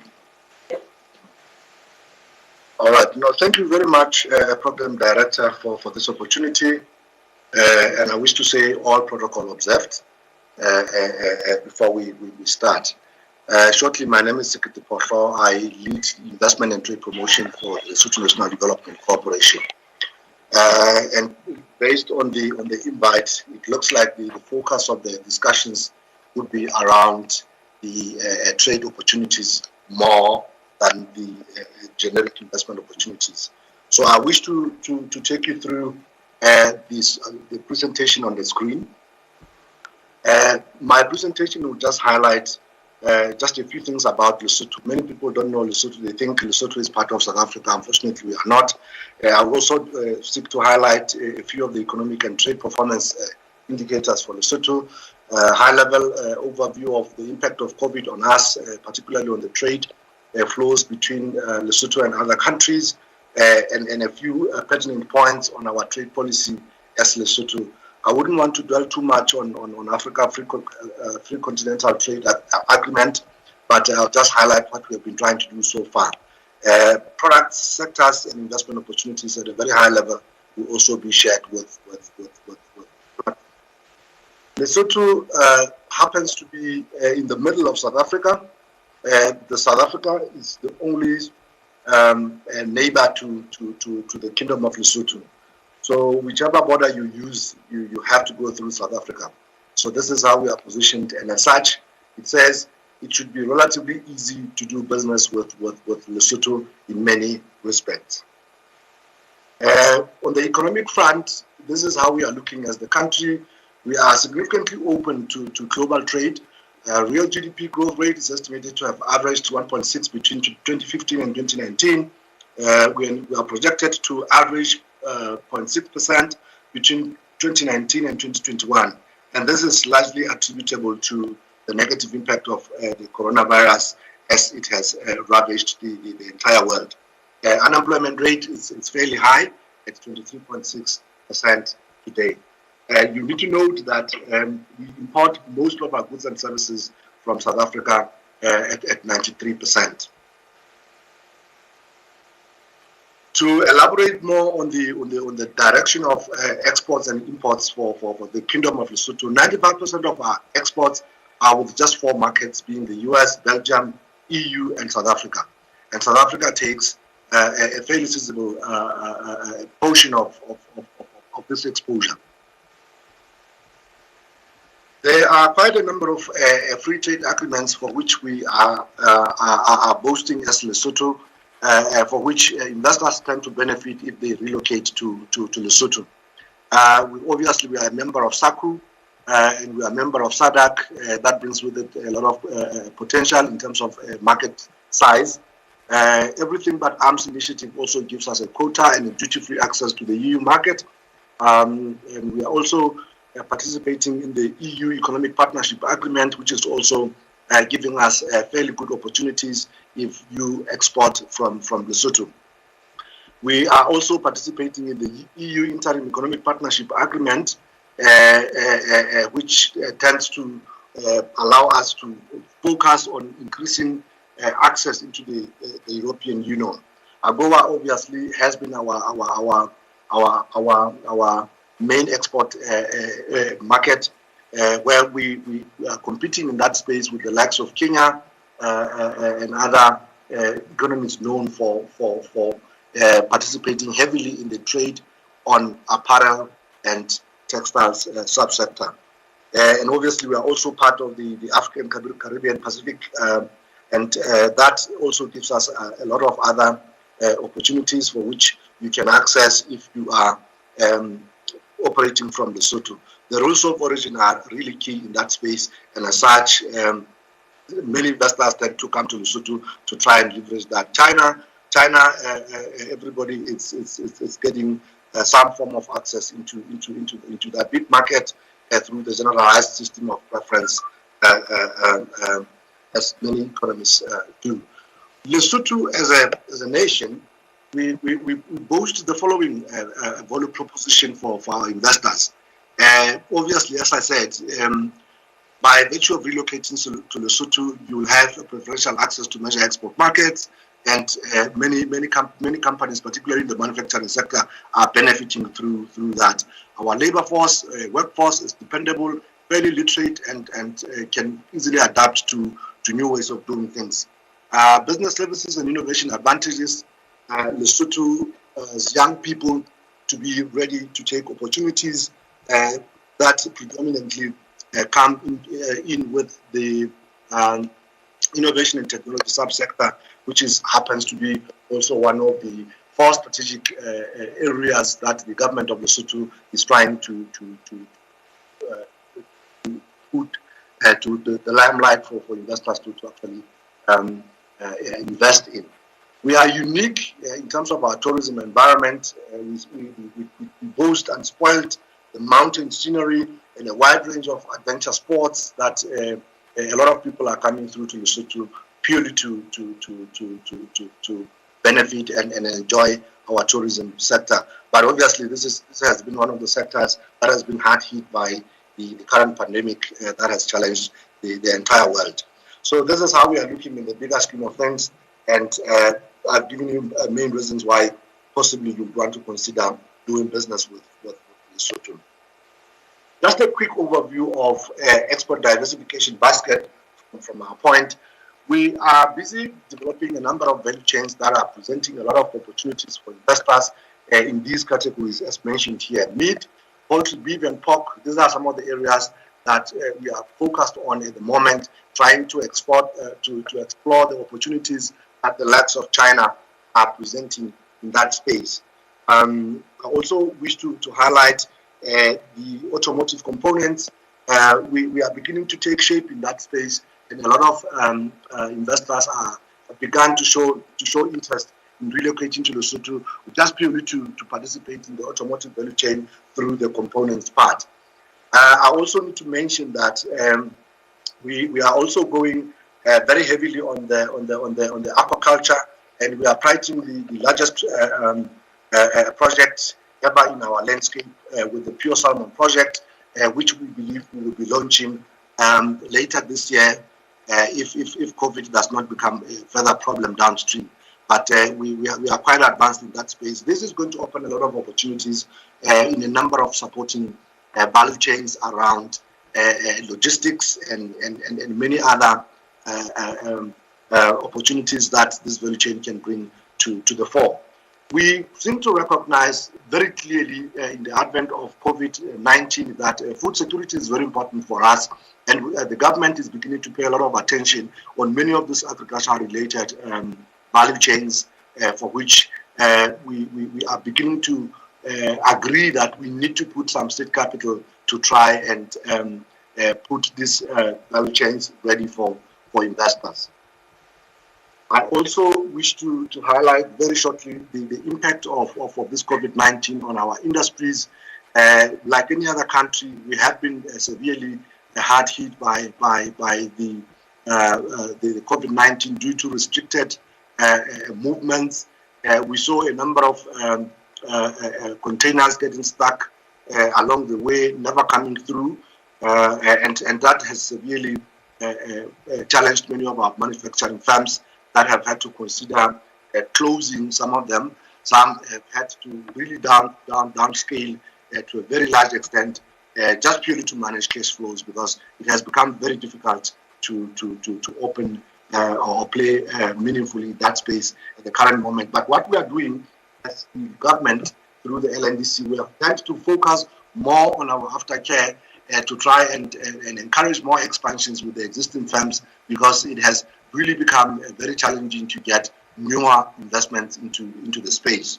So this is a bit of a highlight in that space. but we also believe that a lot of opportunities can be leveraged in terms of trade by continuing to diversify and strengthening a few sectors, particularly the health sector and the food sector, because food security was highly compromised because of the COVID. So we need to really focus there and try to get a number of investments in that space. We need to also continue to embrace digital transformation by adopting more digital technologies for both production and services. This is what we are seeking to achieve as the Lesotho National Development Corporation on behalf of government. There's no doubt, ladies and gentlemen, we have to strengthen our intertrade regional, to strengthen our inter-regional trade by seeking to harmonize trade-related regulations, customs control, and reduce both tariff and non-tariff barriers, and improve the infrastructure and connectivity to achieve, amongst other things, lower logistics costs and mobilize participation for people to benefit in many of these FTAs that we have signed. So a lot of the focus now is really to unpack many of these FTAs and ensure that we direct our resources where we can have our people benefiting quickly in that space. So if you come from the Eastern Cape and you want to set up in Lesotho, it is worth considering the FTAs that Lesotho is benefiting from, for which you are not benefiting from in the side of South Africa. In the long term, obviously, our drive is to try and see opportunities to be considered, like having relations with India and the likes of Japan in the trade and economic space. However, we have seen a few positives coming with the advent of COVID in our space. A few of our firms ventured into the production of PPE products to try and help in the fight against the humanity as inflicted by COVID-19. And we saw a lot of companies that never thought they can play in that space beginning to benefit by exporting some of the PPE equipment. And we are very proud of that, and the government has pledged some support behind some of these companies to continue to permanently introduce some of these lines that are giving us a little bit of a foot into the health-related value chains, like the pharmaceuticals and a few other health-related operations. This is one of the things that we really are happy to have seen our own people trying to leverage. So in terms of the trade policy landscape, I need to mention that we have the trade portal seeking to avail information for potential traders with Lesotho to quickly access what is required in specific products and value chains if one needs to play in that space. So I would encourage people to look into that side. Just search Lesotho Trade Portal, then you get all the information in that space. We also need to mention that we as part of the trade policy, there are a few sectors, as I said earlier on, that we are trying to focus on and see what we can do. Horticulture is one of them, and light industries. We believe there is a lot of value in there. We believe a lot of our people that are working for manufacturing operations, when these firms are closing, they can begin to benefit through working in some of these horticultural value chains that we are busy trying to develop. We are also known, I need to say, in terms of the trade policy landscape, to be doing a lot of business with the likes of Belgium through a few diamonds that we can send through that space and see what is unfolding for us as Lesotho. I think we are not unique in terms of alignment on trade policy landscape with a lot of African countries, except that when you are located in Lesotho, you tend to leverage more opportunities in all these FTAs that we have signed than when you are operating from your own home country. Africa Continental Free Trade Agreement, a lot has been said about it. We are party to it, and there are other internal initiatives that we are building on to try and encourage our people to participate in that space as meaningful as possible, because we so believe that this is one of the agreements for which we need to try and explore meaningful participation quickly before the AGOA story possibly comes to end, possibly in 2025. We don't know. We don't know who will be the president by that time and how whether he will be thinking straight or not. Other high-level opportunities that I just wish to highlight, we are busy attracting investors on the following: cereals and snacks production. Grains production has become a meaningful business in our space because it supports a lot of other agricultural value chains in terms of feed and everything else. So people that are bringing the right technologies through to us, we are happy to partner with them on an equity participation basis and get some of this value chains really heavily functional.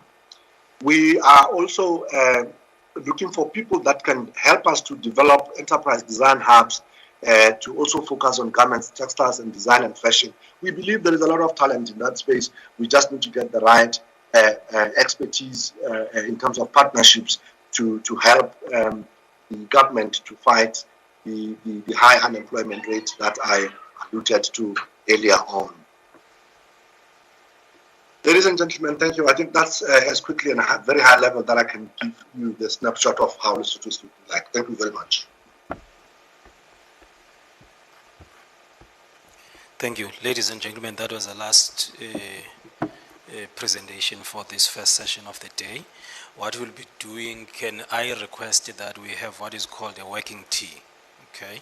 Because we're trying to catch up with the time. If we can grab our teas and coffees, whatever, and come back to the venue, thank you. Would allow basically, even if it's just 15 minutes, maybe we'll cut it to 15 minutes. But ideally, we can come back into the venue. We'll also not going to be doing the question and answer session. So what we'll be requesting is that if you have any questions, you must email them. They'll then be forwarded to the speakers, and then the responses will then be sent to you. We'll flight the email address in which you can send your questions on, but it's Lubengu without an H, Kubengu, at ecdc.co.za, but we'll actually also flight it on the screen. So, ladies and gentlemen, thank you very much. We'll be back at what time, Pagi? 25 past 11, so that at least at 11:30 we can start immediately and would have catched up with the time. Thanks a lot.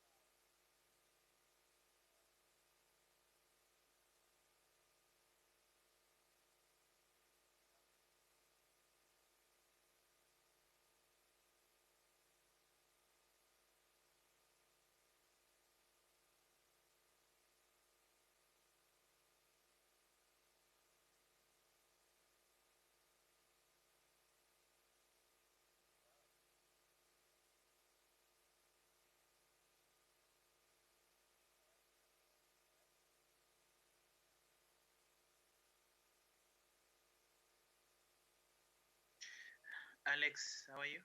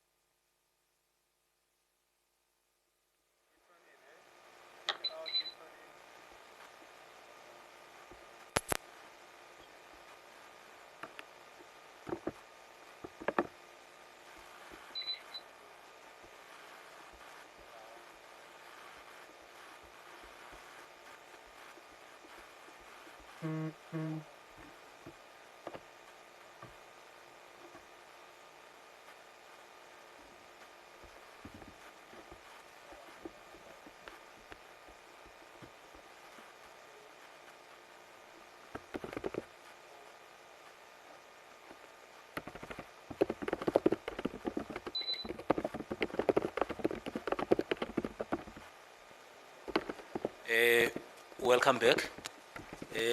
Because of the time issues again, we don't want to lose the track of time again. We should have started already we should have been back, by the way, at 25 past. And I'm told that our next speaker is ready, and he has sacrificed some time because he's some time to make the presentation because he's in the US. But now our moderator for this session and the person that is going to take over, as I've indicated, is Mr. Mpo Jonas. He's the Director for Trade and Investment within the Nelson Mandela Bay Municipality. Over to you, Mpo. But I think you can start to connect also the speaker. Thank you.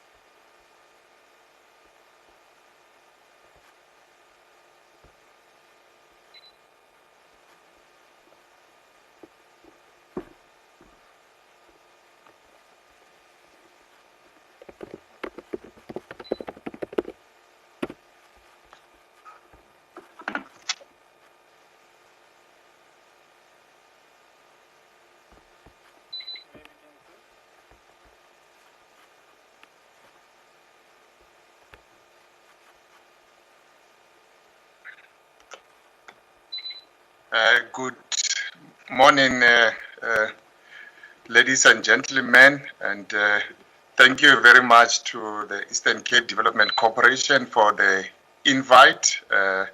Thank you very much for this opportunity to come and share with you the export opportunities in the United States for South African exporters. I'm glad to be joining you today.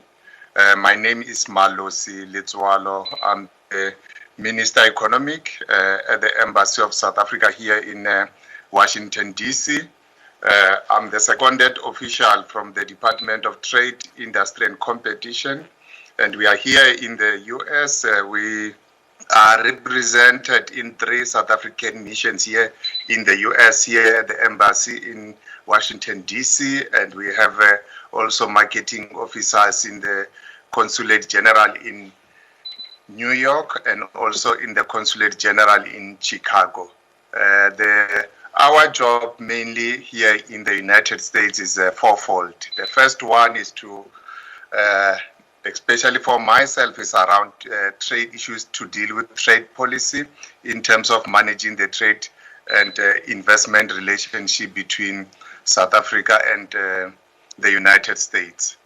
And also our main duty also include export promotion, investment promotion, and also to facilitate partnerships between South African companies and also with the U.S. companies, and also U.S. companies with South African companies for the South African market, but also for other parts of the continent. In the presentation today, I will be touching on a few points. I will touch on some of the forums we have in terms of managing our relationship between South Africa and the United States. I will also talk to the United States as an export partner for South Africa. I will also share with you major export products to the US and also some of the preferential market access we have into the US market.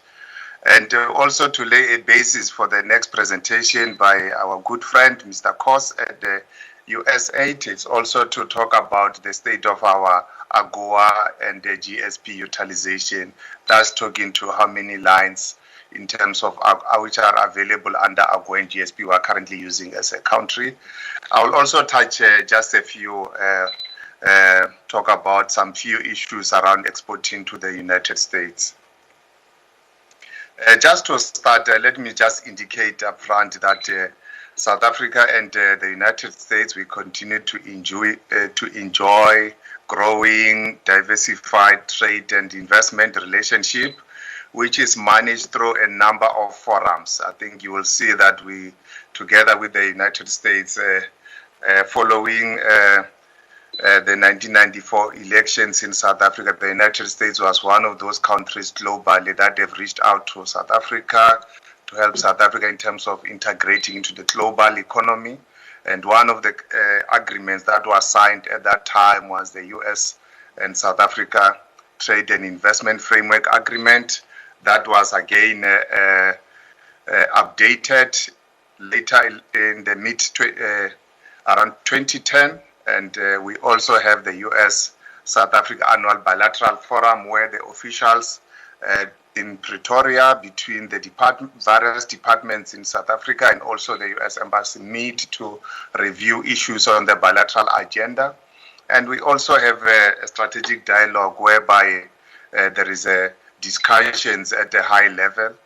And regionally, together with SACU, we also have a trade, investment and development cooperation agreement that provide a platform whereby we can engage US on issues relating to trade, investment, and also issues around capacity building. And lastly, we also have the AGOA forum whereby South Africa, together with other AGOA eligible countries, have a platform to engage with the United States.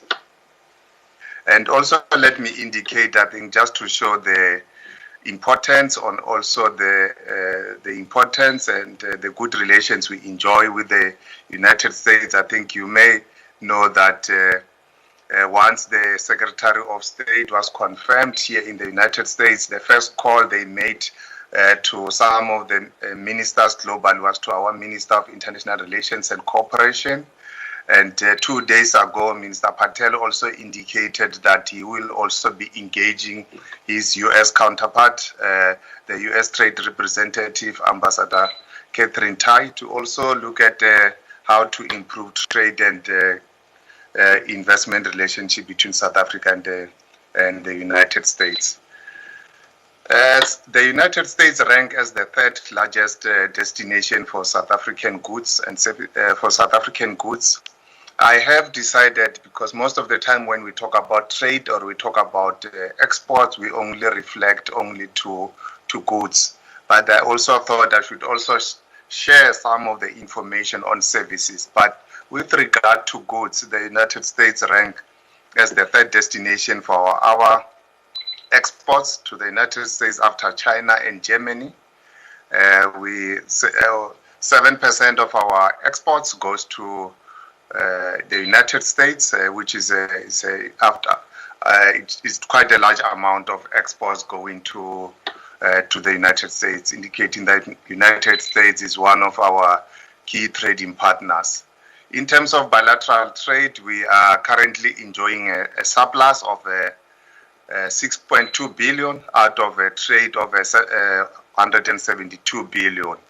And this trade surplus, what it hides is that most of our exports, as you'll see in later slides, most of our exports, almost around 48 to 50% of our exports are either primary or intermediate products. So if you look at manufactured trade, the United States will be enjoying a surplus. In terms of services, total bilateral trade in services in 2020, it was 2.8 billion US dollars, with South Africa experiencing a deficit of close to 1 billion US dollars. And also in terms of services, the United States is also one of the important market for South Africa, with 14% of our exports of services going to the United States in 2019. Just to give you some idea in terms of our exports to the US, as I've indicated, is that 48% of our exports is precious or cultured natural stones, which include diamond, gold, and so on. And as you know, as one of our policies as government, talking in particular from the trade and industry and competition, we're talking about reimagined industrial policy, whereby we are promoting value-added products. So we'd like to see more value being added to some of these raw materials. We also export vehicles to the United States, machinery, steel and aluminium are also, and chemicals are also some of our important exports product to the United States, not excluding citrus, which last year recorded a big increase to the US. In terms of services, you will note that 2020 has not really been a good year for exports of services due largely to the impact of COVID. You could see that our exports of services in 2020 declined by almost 50%, from almost 2 billion to around 1 billion, to just close to 1 billion, indicating the impact that COVID-19 pandemic has had on our exports of services. In particular, you will see that in terms of travel, our exports of services there declined from 936 billion to almost like or just over 200 million US dollars. And across the sectors, even on transport, you would see that exports of transport services also declined. So we hope some of these sectors, with the economy recovering, some of these sectors will recover in 2021 going forward. Just to talk about some of preferential market access programs we have to the United States, the most important one is the Africa Growth and Opportunity Act, AGOA, which is a unilateral trade preference scheme that affords AGOA eligible countries to export products duty-free, quota-free to the United States. As you may know, AGOA was extended in 2015 for 10 years up to 2025. And again, AGOA legislation legally integrated the GSP preferences, meaning that GSP for many countries expired in December last year, but for AGOA eligible countries, the GSP benefits continues due to them being integrated into the AGOA legislation. Hence, most of the time we'll talk about AGOA and to include GSP. And as I've indicated, AGOA removes the competitive limitations under GSP, meaning that the quantitative ceiling under GSP, some of the products, once you reach a certain amount, that product does no longer enjoy duty-free access into the US. But AGOA has removed that quantitative ceiling, making AGOA and GSP duty-free and quota-free. AGOA also provides some of the favorable rules of origin for products into the US. And just to give a number in terms of our access to the US, there are 5,235 tariff lines at HS8 that qualifies for duty-free, quota-free access into the United States.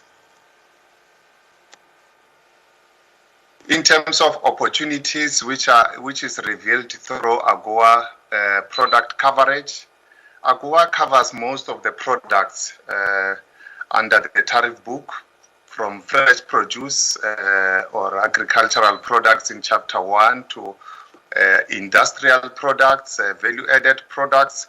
Most of the products that are excluded under AGOA are largely your textile and clothing, which is excluded and also some of the agro-processed products such as canned peaches and peach juices, and also the electric manganese metal powders. But generally, most of the products are covered either under GSP or are covered under AGOA. The MFN duties in the U.S. tariff book, almost 37% of the U.S. tariff book is zero rated, meaning that as you will see in the slides to follow, you will see most of our products in 2020 entered the U.S. under MFN, meaning that most of the tariffs are zero, which also make it easy for companies to also export under that regime. I also thought it is important also to share with you some of our primary agricultural products that are allowed to enter the U.S. By the U.S. Department of Agriculture. Products like apples, garlic, ginger, grapes, citrus are allowed to enter the U.S. market. They are necessary protocols available for exports of those products. And let me also indicate at this point that for citrus, only certain magisterial districts in Western Cape, Northern Cape, and Free State are allowed for exports to the U.S. As they have been declared citrus black spot free. And they can be exported to the US through 5 ports here in the U.S. And government through the Department of Agriculture have been working their counterparts here in the U.S. to ensure expanded market access. I know in the Eastern Cape there is citrus there, which currently cannot be exported to the U.S. due to the citrus black spot, and also some areas in Mpumalanga and Limpopo that also requires market access. But we are working to ensure that citrus from these provinces can enjoy access into the United States.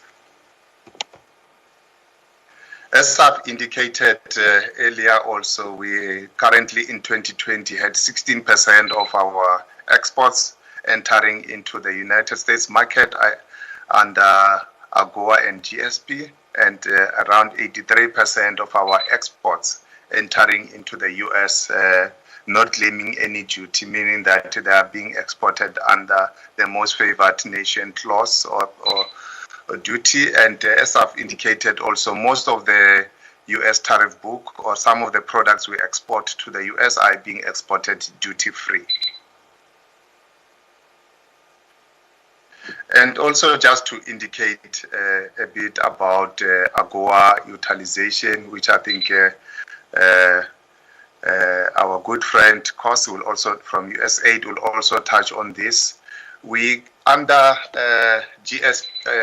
I've just mixed the numbers. Under AGOA we have 1,835 tariff lines that can enter the US market duty free, but we have seen a small number of those tariff lines being used. We currently use just below 500 of tariff lines available under AGOA, indicating that there is still a scope for us to diversify our products to the US. As you may have seen when I indicate, I've shown the list of our exports to the US. We almost 85% of our exports to the US are only in 9-10 sectors or products, meaning that our exports are concentrated and there is a need to utilize further tariff lines available under AGOA and GSP. And you will see under GSP, although we have around 3,400 tariff lines which we can export, we only export quite a few tariff lines. Collectively, of the over 5,000 tariff lines we have access to the United States, we only utilize just over close to 800 tariff lines, meaning that there is a huge opportunity and potential for us to expand our access to the United States market. And also one of the slides which I thought is very important is that the US is a big market which is worth taking advantage of. And in the last section, I think Mr. Sekete from Lesotho also indicated about AGOA that is expiring, is indefinite, it's not indefinite, it will expire in 2025. So there is a need for exporters to take advantage of AGOA as optimally as possible in order to utilize this opportunity to log in buyers, importers, so that they can be buying products from South Africa and be aware of these products we are currently South Africa can export. The US market is not without challenge.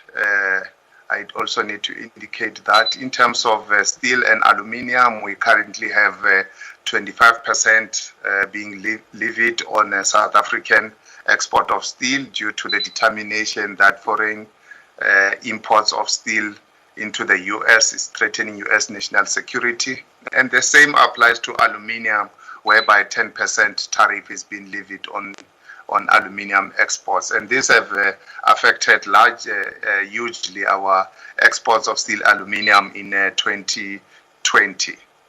And currently, due to South Africa having had foot and mouth disease somewhere in 2010, we still are not able to export any meat products to the US. We hope through our collaborations by our colleagues at the Department of Agriculture and also their counterparts here in the US, market access for meat products will be opened. And just to also conclude, indicate that being here in the United States, through the offices I've indicated, when there are potential buyers, there are potential exporters, existing exporters, if they would like to be connected to potential buyers or importers in the US, through our colleagues at the ECDC, they can contact us and we'll be able to provide them with a list of potential buyers in the requested products. So that is the kind of service we provide, being here on the ground. And I would like to appeal to the conference or to this symposium, in particular to exporters, to utilize us here. Even when they have challenges, I've indicated the 5 forums which we have in terms of engaging with the United States. If there are challenges, please reach out to the ECDC and also to ourselves, and let's see how we can work together to resolve some of the challenges. As the President have indicated in terms of the economic reconstruction and recovery plan, the important thing is to make sure that we grow our industry, and also through that exports will be able to do that. Thank you very much for the invitation. I'll be happy to take questions later. Thank you.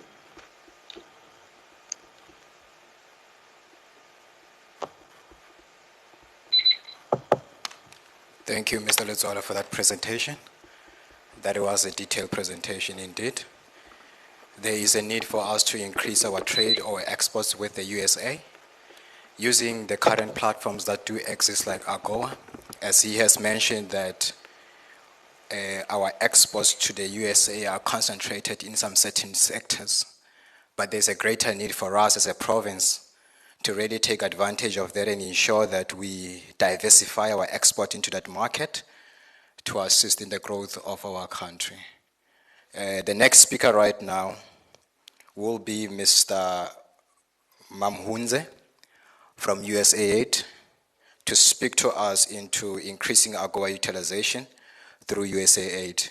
And we request all speakers actually after your presentation to stay a little bit longer with us so that we can go to question and answers.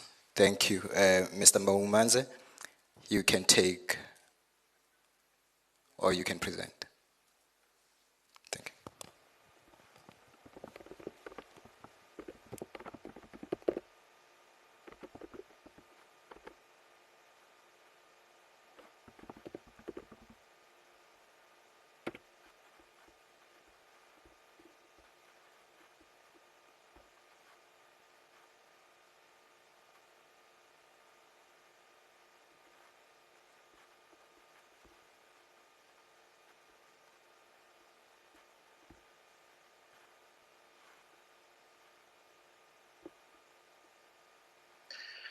Good morning, ladies and gentlemen.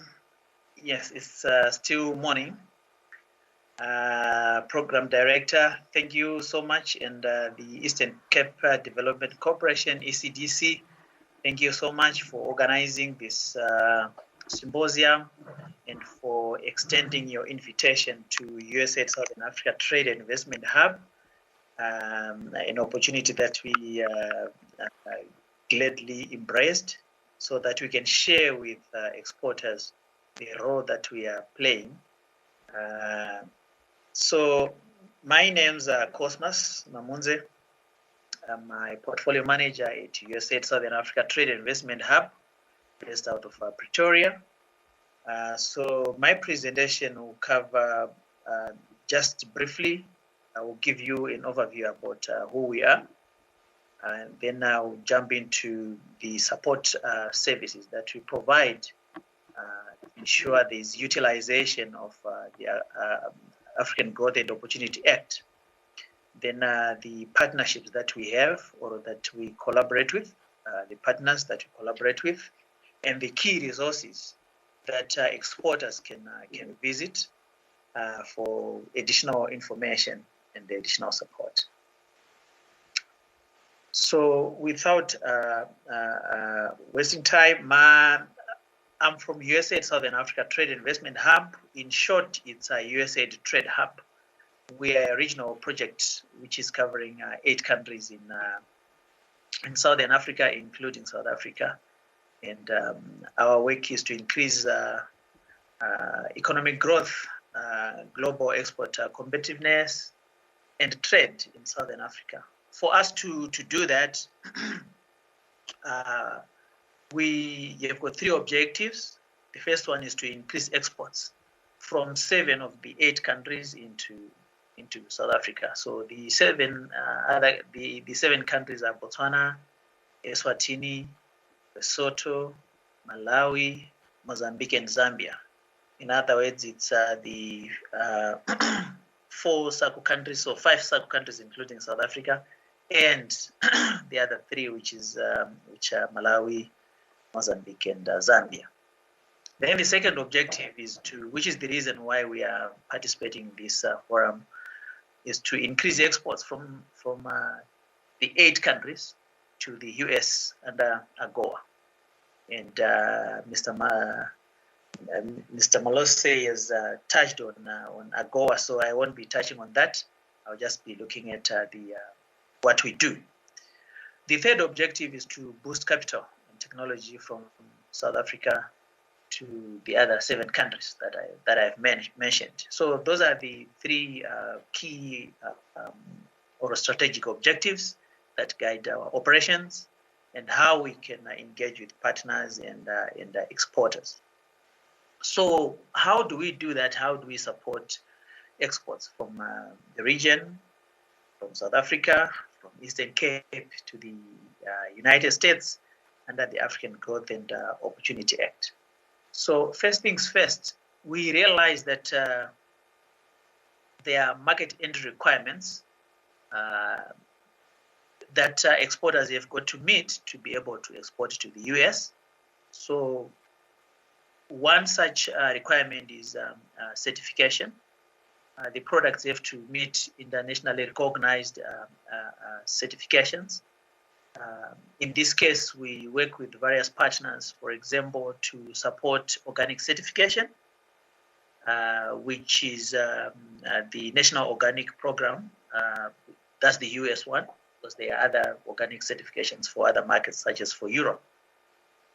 Then food safety certifications, such as your FSSC 22000, the British Retail Consortium, BRC, which are accepted or recognized by retailers in the United States. And we partner with South African-based partners such as Seriset, EcoSet Southern Africa, Intertech BSI, and others, on a cost-sharing basis, whereby we support exporters to attain these certifications. The second aspect, but still on market entry requirements, is making sure that exporters meet, especially when it comes to food, ag, cosmetics, to ensure that exporters meet U.S. Food and Drug Administration compliance requirements. In this case, it's a registration. We support firms to make sure that they register either on their own, or if they need partners supporting service providers to do that. In the US, we have got partnerships. We've got a slide that will talk to the partners that we have. Then FDA labeling review, as you see on the right, on your right, these are the new requirements, the new labeling requirements that are required. So we work with established entities in the US to help regional firms to ensure that their labels meet US market entry requirements. Right, moving forward, we, Mr. Malose has touched on the effect of COVID. It has actually heightened the need for exporters to participate on online platforms. So we have engaged trade promotion service providers in the US to ensure that more regional firms participate in online in e-commerce. So one such entity is Albert Scott, based in the US, which is helping companies, regional companies, to list on Amazon. And I'm glad to say that one Eastern Cape company was included in the 5 firms pilot that we had, and right now we looking to list a total of 21 companies by March 31st, and the second wave, which is April to June, we're looking at an additional 19 firms, so that we have got 40 firms. We are targeting a total of 40 firms to be listed on Amazon from the region. So it's an opportunity for Eastern Cape firms that are export ready, that feel they can participate on e-commerce, particularly on Amazon, to reach out to us. We also partnered with Informa Markets. This entity focuses, our relationship focuses on supporting ingredient firms. They've got a platform that lists ingredient suppliers. So it's a platform that gives exposure to ingredient suppliers from the region to be noticed and to engage with US buyers. So as it yesterday, 51 companies from the region were listed on Informa Markets. It's a US platform. They were listed on Supply Side Network 365. Last year, we had an organic certification webinar in partnership with Organic Trade Association, which is in the US, as well as EcoSet Southern Africa. And following that establishment of that relationship, Organic Trade Association has allowed us to list firms that are National Organic Program certified, to list them in their online directory, which is Find Organic. So 17 companies from the region have been listed. It's an open invitation, as long provided the exporter is NOP certified. So it's an opportunity. So we just picked a few, but there are others, such as the Africa Trade Platform, which has been created, and support from USAID Trader. Messe Frankfurt, which is focused on textiles and apparel. USAID Trader also supports firms to participate at international trade shows. One of them, last January 19th to 22nd, we had Special Food Live, which was organized by the Special Food Association, and 23 companies from the region participated, including one from Eastern Cape. We also supported 6 companies from the region to exhibit at IFT 19 in New Orleans in 2019.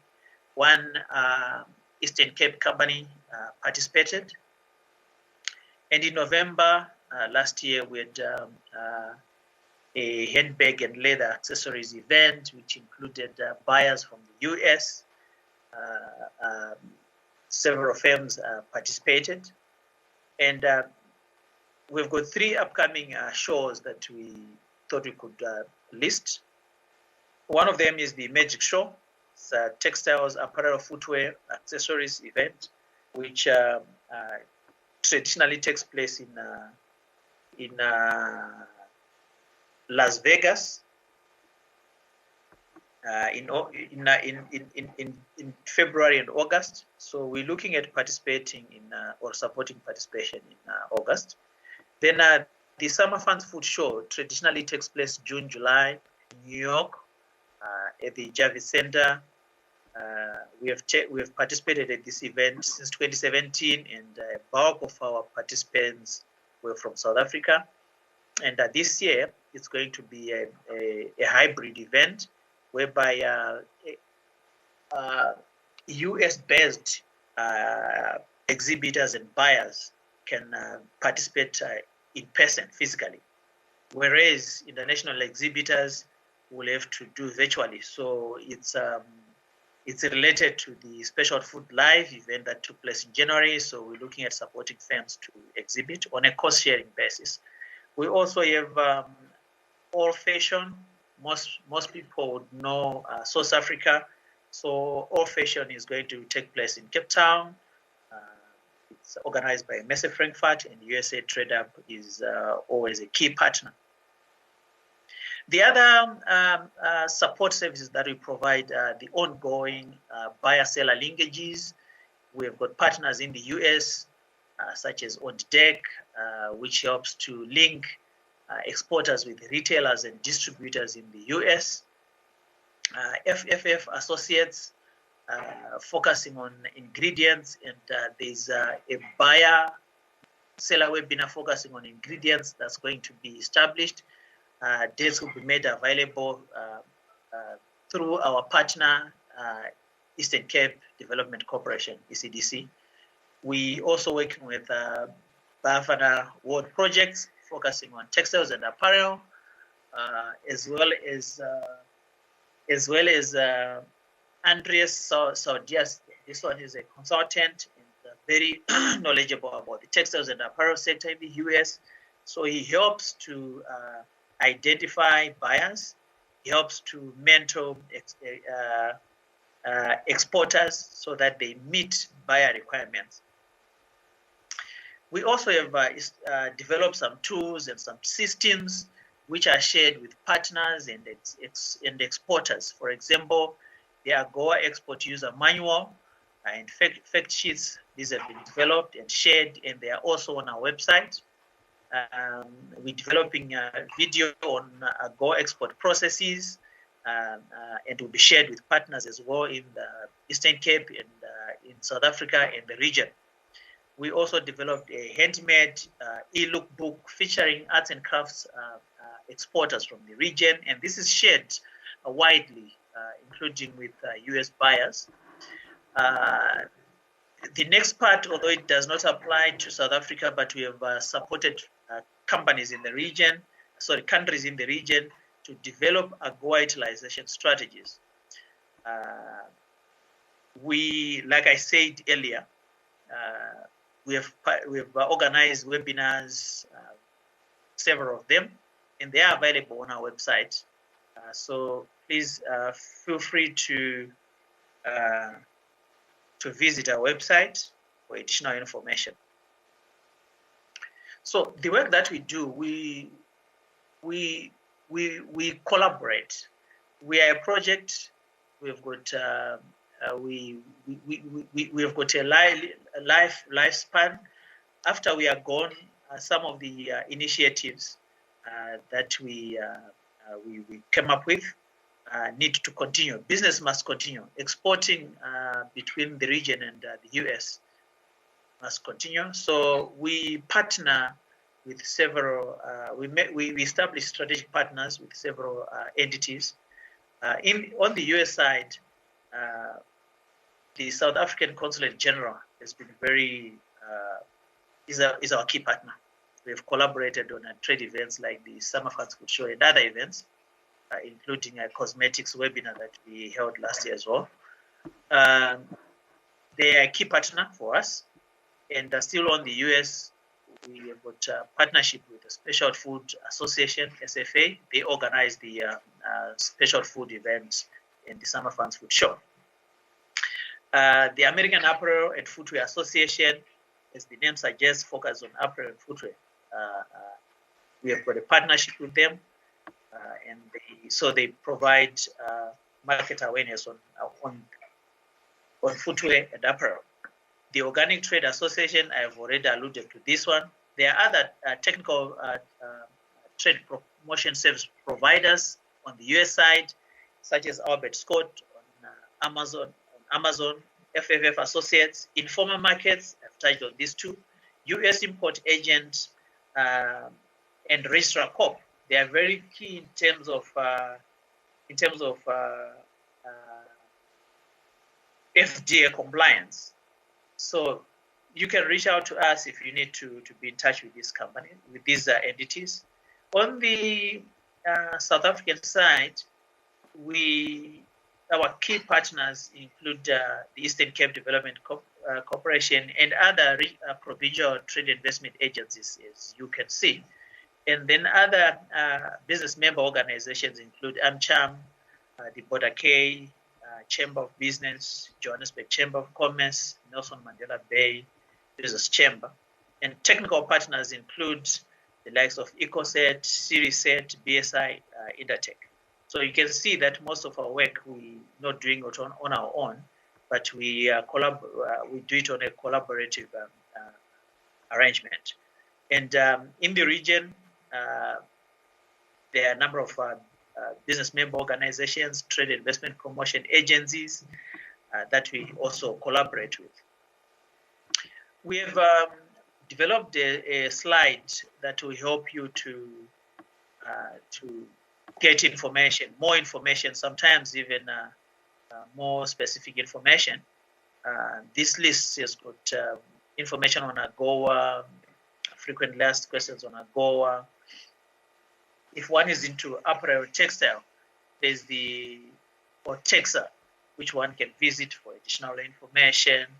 Special Food Association companies, exporters can be members of this SFA.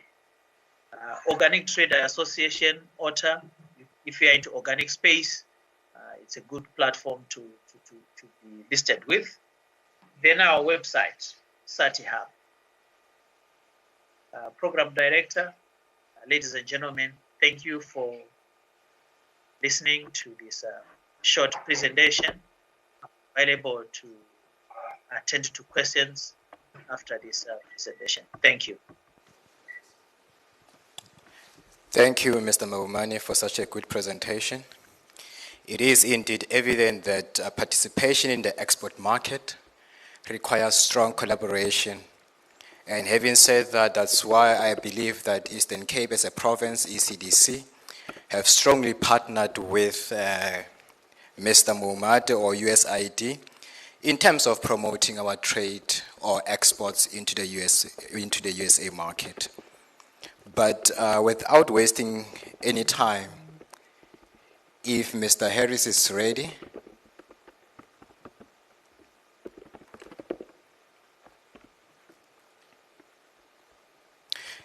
As we wait for Mr. Harris, then we would like to request our exporters in the Eastern Cape to really take it upon themselves to continuously engage us as the Metro in Nelson Mandela, the Metro at Balfour City, and also at the provincial level ECDC, to ensure that you understand into which direction the province is going in terms of, one, market identification, and which products we have identified for which market. Like I said in the beginning, that the space of exports requires joint partnership between ourselves as the public sector, between the public sector and its partners like USAID, and then between ourselves and the private sector.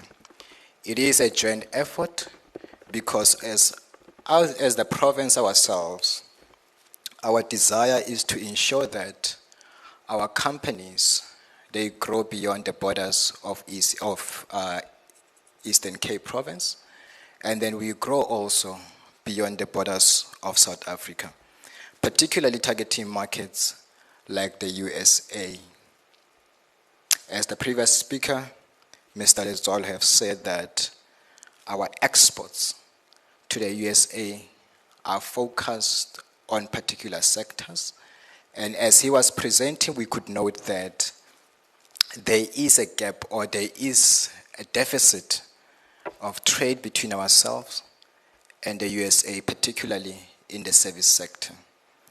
It is upon ourselves, therefore, that how do we work together in terms of growing the service sector in the Eastern Cape and ensuring that we turn around that deficit that we are experiencing with the USA. And you will note also that most of our exports to the USA are more particularly concentrated on the food sector, but we need to also tap into other sectors of importance. If the next speaker is ready, we will give them the floor. They are not ready yet. Therefore, it requires me to continue speaking. Right. The next speaker will be speaking to us about Australia. And then I would like to categorically state that Australia is one of the key markets, one of the markets that we are targeting as a province for both exports and for investments. Ours is to build strong partnerships with buyers in the Australian market. And we go even beyond that and see how do we partner with them in terms of capacity building and SMME development of those SMMEs and exporters or emerging exporters within our province. Like I said in the beginning, it is all about joint efforts. And with Australia, we have been working closely with the Australia Africa Chamber of Commerce, whose interests are to promote trade between Africa and Australia. If the next speaker is ready, and if not, then we'll continue talking.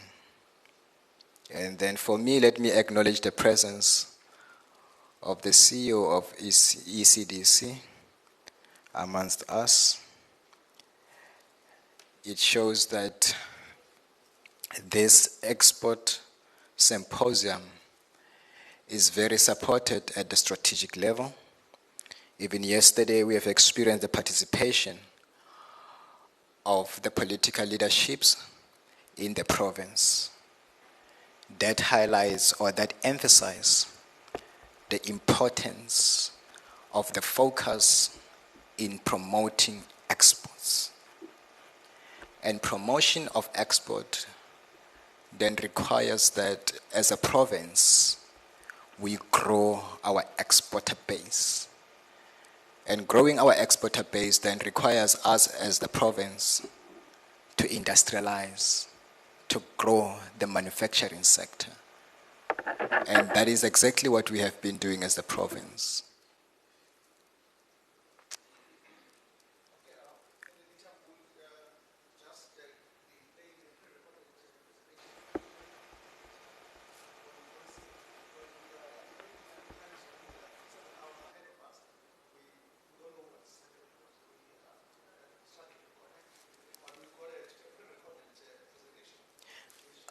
Are we not able to go to the next speaker, which is Mr.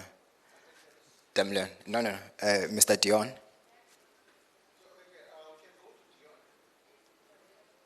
If Dion is available and is ready, then we can go to Dion. Then we can go back to Mr. Harris.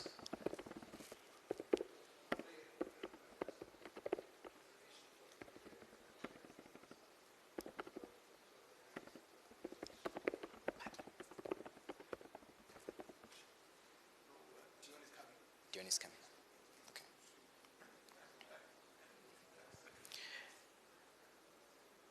We will then go straight to the presentation by Mr. Dion, who is going to be speaking about facilitating trade between South Africa and the UAE, realizing business potential with Dubai's trading ecosystem. My technical guys, is it ready? Thank you.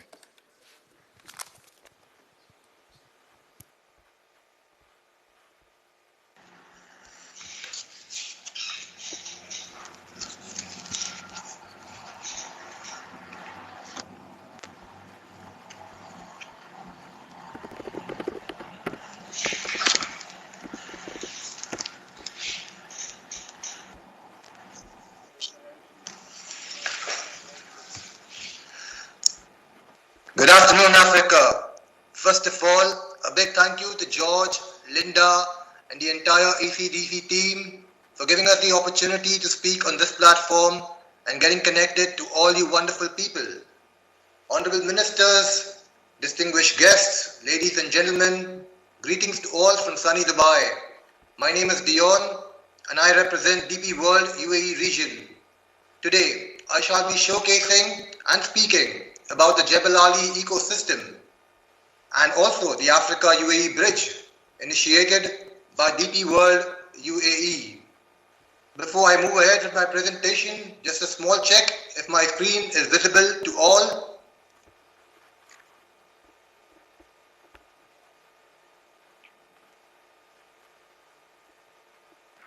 So here's presenting Dubai. The slide itself speaks about the city. Yes, it is a gateway to more than 3 billion consumers within the GCC and the wider region. The city sits on a strategic prime location, connecting east to west with an excellent connectivity, be it sea, air or road. Dubai is not only just a tourist destination, but a city of business and commerce. It has proved itself as a financial hub and connects business to the world. Dubai also is one of the few cities in the Middle East that is very open to welcoming tourists. The city is considered as a safe travel destination and one of the unique cities considered as a traveler's dream. It is ranked number 1 as Middle East's most desirable city and number 1 as world's most cosmopolitan city. Dubai also ranks 5th as the world's best city for expats to live and work and the most visited city in the world. The beauty of Dubai, the visionary leaders, the innovative minds, the lifestyle, the people, its matured laws, the outreach to the top universities, its diversified economy has proven to the world that we don't wait for things to happen, we make things happen. The city is a gateway to the UAE and trading hub for the GCC and wider region. We are ranked 3rd in the world for being the largest re-export market. The highest FDI flow comes into Dubai and ranks number 8 as a financial center globally. Not only this, the city is considered as the most safest city in the world amidst this pandemic. This itself is a proof that Dubai is a city built to live in and prosper. Moving on, I'll walk you through our global portfolio. And since we are in Jebel Ali, I would like to emphasize more on Jebel Ali and its ecosystem. Today, DP World is a leading trade enabler and one of the top port and terminal operators globally. We started this journey many years back, and today we operate across all the 6 continents from east to west. We operate in more than 80 plus marine and inland terminals in 51 countries. Our portfolio is not limited to port operations, but we operate parks and free zones also around the world. In addition, we are also into logistics and recently into maritime services, which brings value to our customers and business partners. Let's have a quick overview of DP World UAE region. Out here we have the Jebel Ali Port and Free Zone. It's one of the world's leading trade hub and also the gateway to the regional trade, catering to over 3.5 billion people. On the ports and terminals front, we have Jebel Ali Port, we have the Mina Rashid, Mina Hamriya, Marfa Marasi and the Dry Port. We also have the parks and economic zones, logistics and the marinas. So the entire integrated ecosystem, you have Jebel Ali Port, Jebel Ali Free Zone, you have the National Industrials Park and the Traders Market, which helps facilitate trade. Besides that, we also have Smart Solution Logistics, which is our in-house logistics company to help our customers. Let's look at Jebel Ali, our flagship port. Why do we call Jebel Ali a flagship port?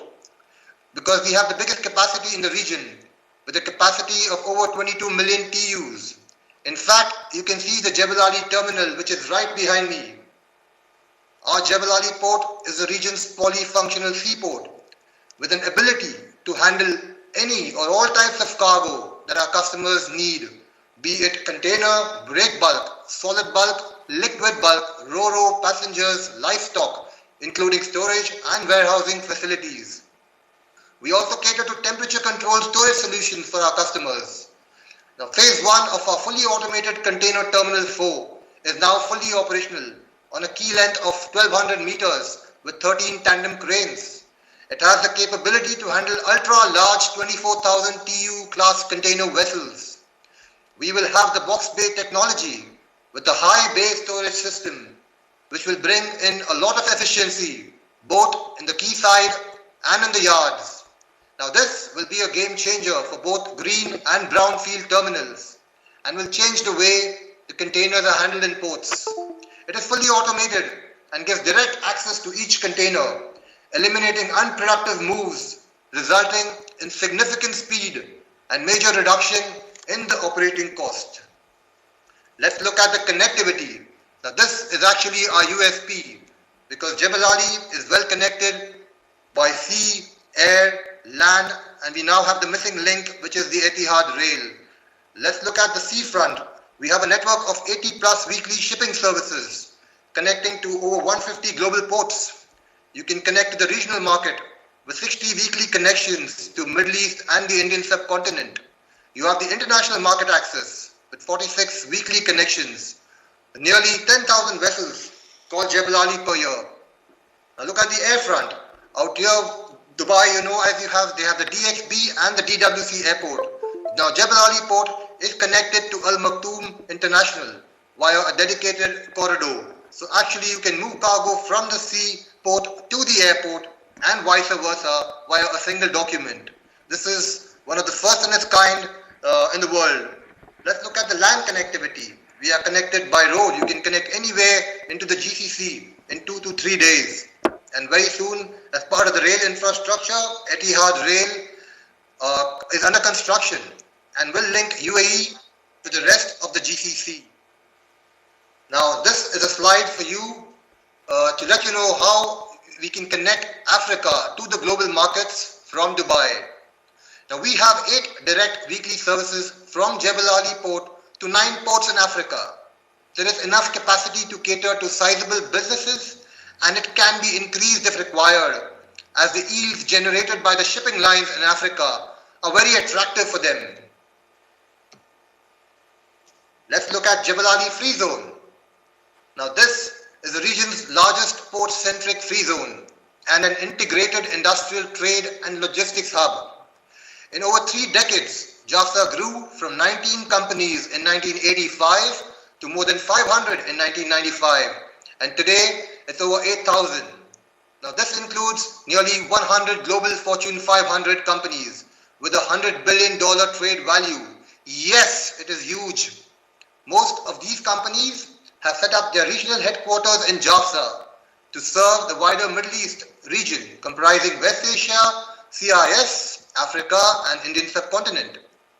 JAFZA proudly stands as a dynamic base for thousands of businesses from over 100 countries. It sustains in more than 135,000 jobs and attracts almost 24% of Dubai's FDI. Now some would say, why JAFZA? Because JAFZA is one of the most competitive locations to establish your business and see it grow. Everything at JAFZA has been designed with the unique needs of manufacturing and trading companies in mind. We offer 100% ownership, 0% import and export duties, with 0% tax benefits, and no restrictions on your capital returns. It is also a VAT designated zone located strategically adjacent to the port and a customized platform for global connectivity. These are some of the F&B capabilities that we have in JAFZA. Let me talk about the tea processing. Today you have tea companies out here in JAFZA where they import into Jebel Ali, they import tea leaves, they process it, blend it, package it and distribute to the mainland and also re-export to the region around here. Let's look at sugar. We also have raw sugar coming in from across the globe. This gets processed at the quayside. So we've given facilities for them to do a processing, packaging and plus exporting it to all the different countries. Similarly, you have for different commodities like canned foods, chocolate, fish farm and bread. Here's DP World footprint in Africa today. Today we are present in over 9 countries in Africa. We have about 11 terminals spread across 9 countries, and these are Algeria, Egypt, Djibouti, Somaliland, Rwanda, Komati Port in South Africa, Mozambique, Angola and Senegal. So let me talk a little more about Kigali, because Kigali Logistics Platform is a secure and a bonded facility of 13 hectares. It is set up by DP World and the government of Rwanda. Designed to increase efficiency and reduce cost of delivered goods. It's 20 kilometers from the capital of Kigali, close to the airport. It also features an inland container terminal and modern warehousing. Also has cool and cold store facility in stage 2. Let's talk a little more about South Africa UAE trade. If you look at the trade value in 2019, you had the overall South Africa trade value was $720 billion. Now, out of which Dubai was only $8 billion. I mean, the UAE was $8 billion, out of which 50% was for Dubai. So today, we were the number 14 trading partner for South Africa. UAE is also home for over 10,000 African companies. UAE is also number 4 largest global investor in Africa. We increased our trade by 60% from 2016 onwards. Let's look at some of the commodities that import from UAE to South Africa. UAE to South Africa, it's of course mostly oil and gas and the base metals, that's copper and aluminium wire. Now exports from South Africa to UAE, you have the copper tubes and pipes, you have slag and no doubt your fresh produce, the citrus, apples, pears and apricot. Now what is the UAE Africa Bridge Initiative? Now, the UAE Africa Bridge Initiative encourages more business and trade, especially to the small and medium enterprises. We have launched the Business Incubation Center at JAFZA, where we subsidize the cost of doing business by 65% for the first 3 years of establishment to enable companies to grow from a small office to a very big enterprise. And today, setting up of companies in Dubai has been made much easy for any businessman to start small in UAE and grow big in the region.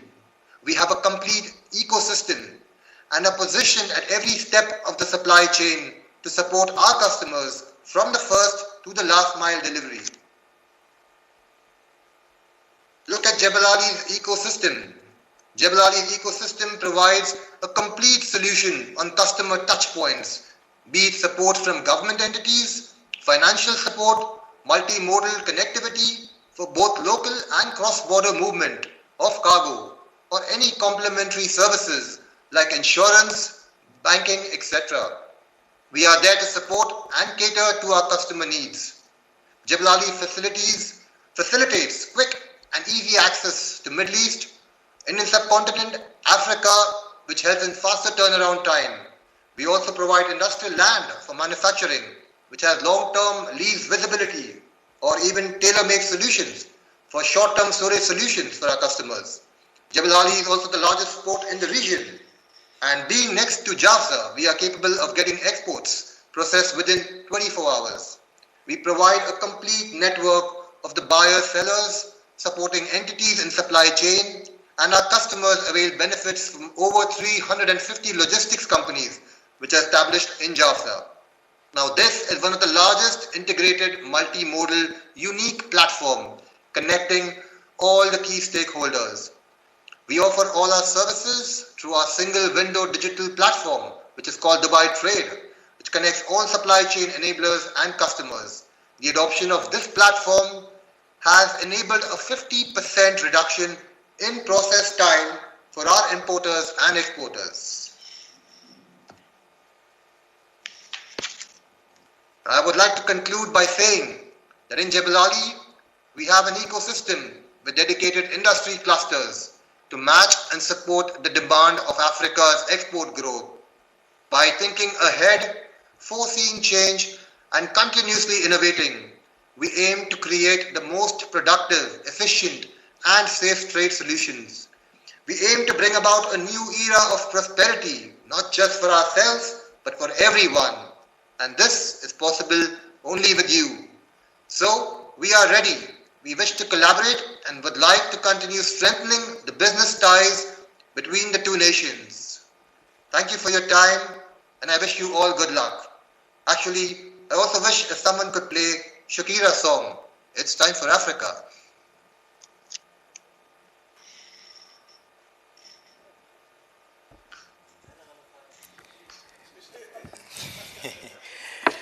Mr. Harris stated that they don't wait for things to happen, but they make things happen. We want to thank Mr. Dion actually for his presentation, and I believe that we can now move to the pre-recorded message or presentation from Mr. Harris.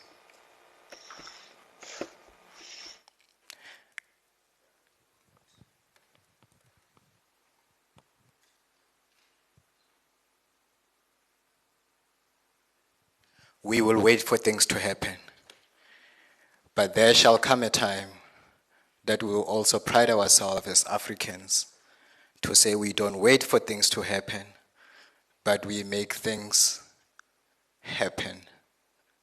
And they are going to happen now.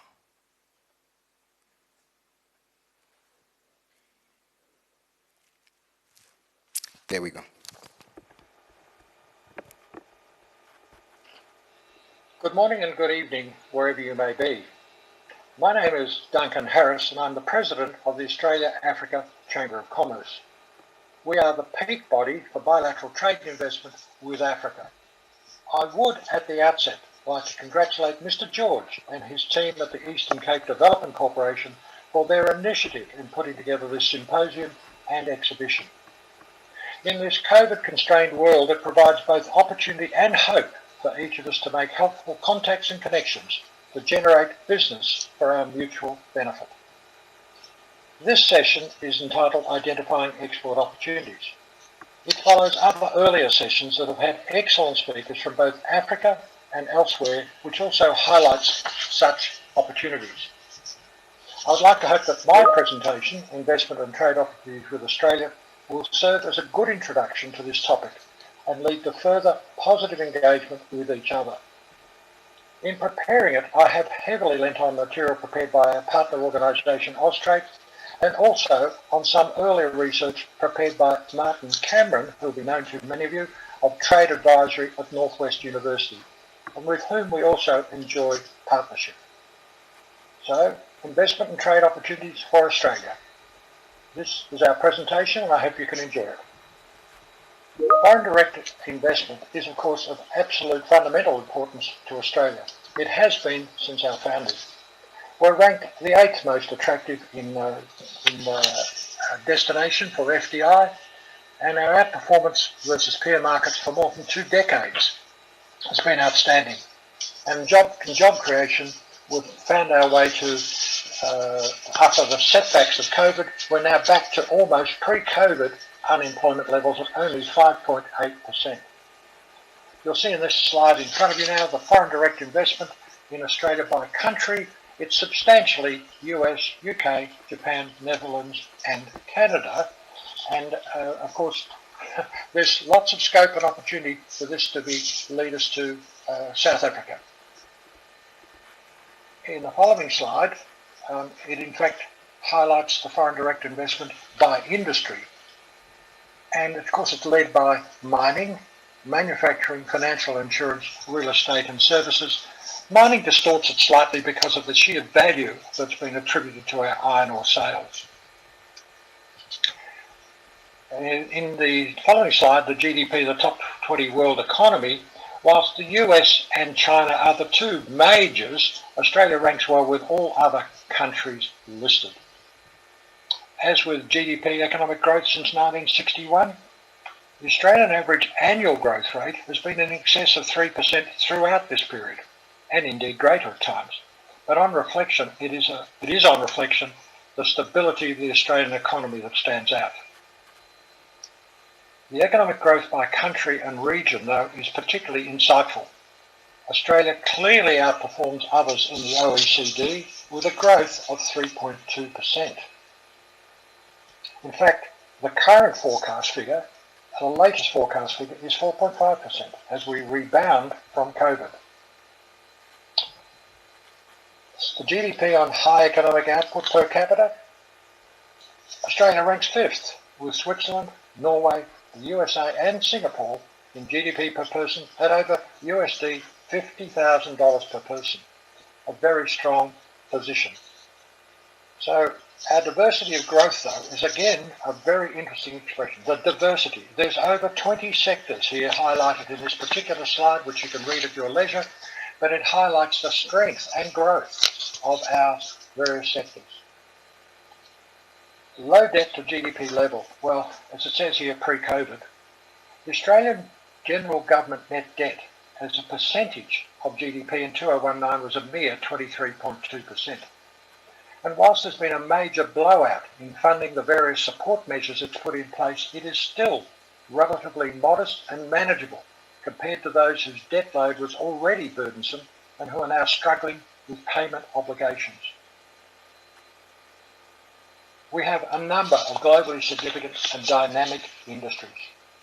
We have major sector champions in mining and mets, where it is in the top 5 in the world, agricultural products, top 14, and investment fund assets, which are the 5th largest in the world. Foreign student education and tourism, foreign student education was previously 3rd and tourism 8th, well, they're both currently battered by our closed border policy and the trade blocking actions by the Chinese government. Of global significance is Australian financial markets, and this highlights the depth and breadth of the Australian financial market across 6 key areas. The assets of Australian financial institutions, the fund assets under management, they're the 5th largest in the world. We have the 9th largest stock exchange in the world, the 4th largest pension assets in the world, and the 10th largest over-the-counter foreign exchange daily turnover, and the 11th largest international and domestic debt securities in value. It's a very, very strong financial situation. We, of course, enjoy an enormous exports of goods. We are an export-orientated country, but a lot of that comes about because of other countries who have invested with us, who in turn then re-export back to different markets. So we enjoy major agricultural exports across a wide band of commodities. We're also rich in mineral exports. In value, it has led by iron ore and natural gas and gold. Top 15 export markets? Well, China continues to dominate in value, but their all but insatiable appetite for iron ore is the lead there, whilst Japan leads in gas purchases and other commodities. Very consequential to all of this, of course, has been the development of our free trade agreements, which we actively progress. We've been country-specific, but more recently, we're multilateral. These latter agreements include the CPTPP, which is the Comprehensive and Progressive Agreement for Trans-Pacific Partnerships, and the RCP, the Regional Comprehensive Economic Partnership. Current discussions are well underway with the UK and the EU, and indeed Scandinavia, and we need to pay attention to the opportunity that is the Continental Africa Free Trade Area Agreement, which came into being as the 1st of January this year. And it just so happens that I'm in discussion with DFAT on this very matter in Canberra next Tuesday. With such a robust economy, one of the things we pride ourselves on is our innovation credentials. And Australia actively seeks companies and individuals to work within our dynamic and innovative frameworks. Consider these 6 criteria. We are ranked first for technological readiness, third for the highest number of universities in the world's top 100. We're ranked 5th for global entrepreneurship. Our CSIRO is ranked in the top 1% of the world's scientific institutions in 14 of 22 fields. About 50% of Australian firms are what we call innovation active, and we have a highly skilled workforce with 44% of Australia's workforce with a tertiary qualification. Our tech credentials are also a standout. We have 800 fintech companies, 500 medtech companies, 350 edtech companies, 400 agtech and food tech companies, each of them leaders in their fields, ranking with the world's best. Again, take time out at the end of this presentation to look at some of these slides. So innovation and skills, we have a highly credentialed group of people, a world of research and development which stands us with the rest of the world, though I must admit there's lots of criticism within Australia that we should and can do more. Of great comfort as we bring forward all this is of course our very high academic rankings. Such innovation is driven by the quality of our education, with Australia ranked 3rd after the USA and the UK in the international table of rankings of universities worldwide. So we have a highly skilled and innovative workforce. The sound education base gives rise in turn to highly skilled and innovative workforce participation. I'd suggest you study this slide at your leisure when you break down the various elements that make it up, but it is really of great encouragement. It is most insightful. In our global competitiveness ranking, well, the World Economic Forum Competitiveness Report ranks Australia within the top 10 of all rankings for such important matters as trade openness, soundness of banks, days to start a business, property rights and judicial independence. With the IMD World Competitiveness Yearbook in 2019 also highlights that state ownership is not a threat to business activities. The economy has strong resilience to economic cycles, as since proven by the impact of COVID. Public sector contracts are open to foreign bidders. Stock markets provide adequate financing to companies. Competition legislation is efficient and prevents unfair competition. In this environment, it is striking that the digital quality of life on global rankings that Australia is ranked number 1, a very sure sign of a positive work-related environment. Equally, of great importance in this world of ESG is the importance of governance. And we enjoy a well-supported and respectable and reassuring 6 across such criteria as voice and accountability, political stability and absence of violence and terrorism, government effectiveness, regulatory quality, rule of law, control of corruption. All of them most important. The key indicators for the ease of doing business. Well, again, Australia provides a great environment for ease of doing business. It ranks 4 for getting credit, 6 for enforcing contracts, 7 for starting a business.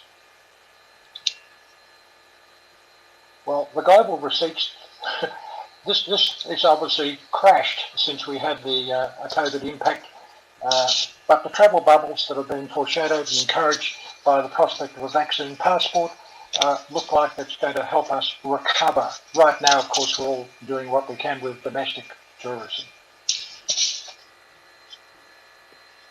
So, foreign direct investment, your guide to investing. These are just dot points for your thoughts, but please, this is where we come in to help bring you and encourage you to look at Australia. We welcome productive foreign direct investment. We have 3 levels of government for Australia. We have the federal, state and territory, and local. And Australia's Foreign Investment Policy Framework comprises the Foreign Acquisitions and Takeovers Act 1975 and its related regulations, and Australia's Foreign Investment Policy. Australia's foreign investment policy provides guidance on factors such as national security, environment policy, the impact on economy, community and character of investor. Investment by a foreign entity Australia may even require a formal submission and approval of a proposal by the Foreign Investment Review Board. And there are various investor obligations because investors are expected to understand Australia's regulatory environment. So, here's an interesting graphic. There's only just 8 of them there to simply have you highlight what are these opportunities.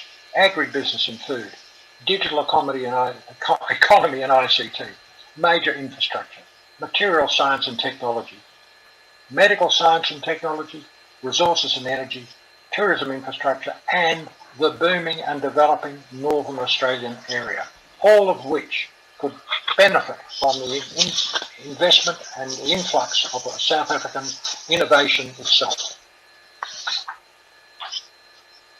Australia's imports, well, these are the top 10 that we have, which range from machinery, mineral fuels, vehicles. You read the list right down to furniture, bedding and lighting. A number of these, according to Martin Cameron, really fit the what can be done from South Africa investing into Australia. But here we have just a few 4 logos, in fact, of South African investors in Australia across retail, fast-moving consumer goods and property. But the absolute key line here is that there's approximately 200,000 South African-born people who are now living in Australia. They have brought to Australia their driving capacity and we're enjoying success in their various callings. We at the Australia-Africa Chamber of Commerce can help interested parties in assisting their entry to Australia by helping create pathways for establishing your business here. We look forward to helping you take your next steps to gain a foothold in the growing Australian economy, which is today all but free of the COVID infections as we roll out our national vaccination program. Please do not hesitate to contact us. Our contact details are on the screen.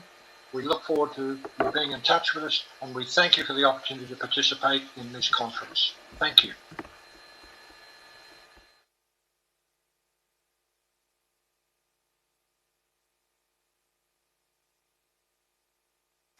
Thank you, technical guys, for the video. If we do have any question for Mr. Duncan Harris, they can be forwarded to him. Unfortunately, he could not be live with us due to time differences. The time, as I look at it right now, is almost 5:01. It tells me that we are in track in terms of time. And number 2, it tells me that we have indeed stepped out of the African continent and we're dealing with different continents. And that speaks to the issues, therefore, of connectivity into the continent that me and you have to address. It speaks to export opportunities that do exist in the African continent, basically on the ICT sector and related services sectors. Having said that, I'm not sure if Mr. Letsoalo is still online. If he's still online, Mr. Letsoalo would like to pose a question to you before we get any question from the audience and if there are questions online. But Mr. Letsoalo, the question will be from my side. Based on the previous protective economic policies that can be viewed as nationalistic policies or inward-looking policies that the USA has taken in the previous years, or I might say the previous administration. What is the future of South Africa's participation on AGOA? That will be the question to Mr. Letsoalo. As we wait for Mr. Letsoalo, the next question that I will pose is to Mr. Cosmas, if he's still online. If he is online, we'd like to ask him, how effective has AGOA been in terms of promotion or the increase of our exports into the American markets? And why is our exports using that AGOA are mostly not diversified or concentrated on particular sectors? We will allow Mr. Letsoalo to answer the question.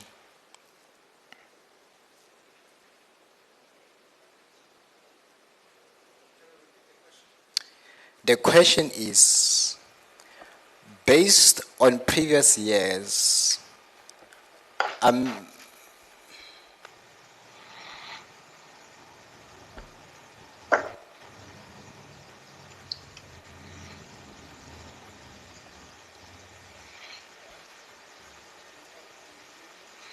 we will wait as the technical guys are still trying to connect our guys.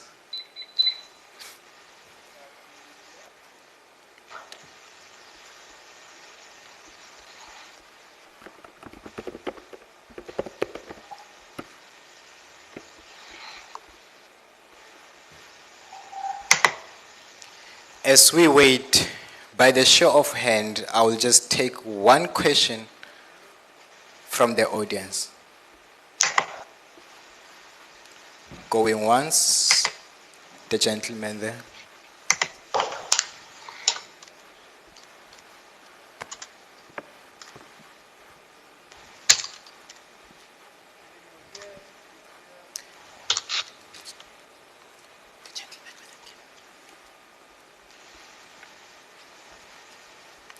Please, sir, keep your questions short and precise. Be mindful of the time.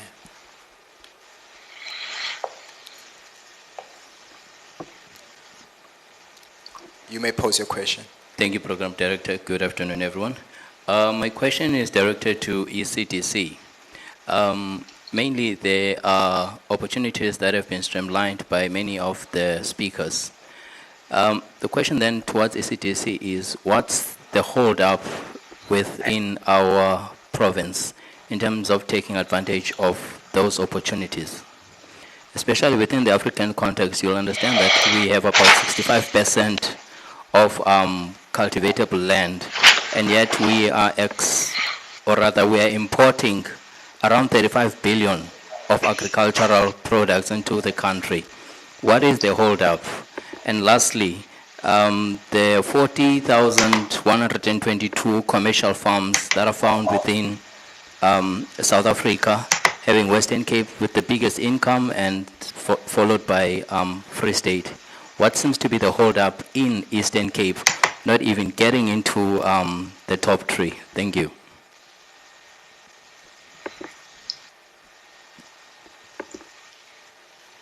Okay. Maybe whilst the technician are still connecting, I think if you look at the issues of export, there are a number of factors that affect our export. One, the market is available, as you can see.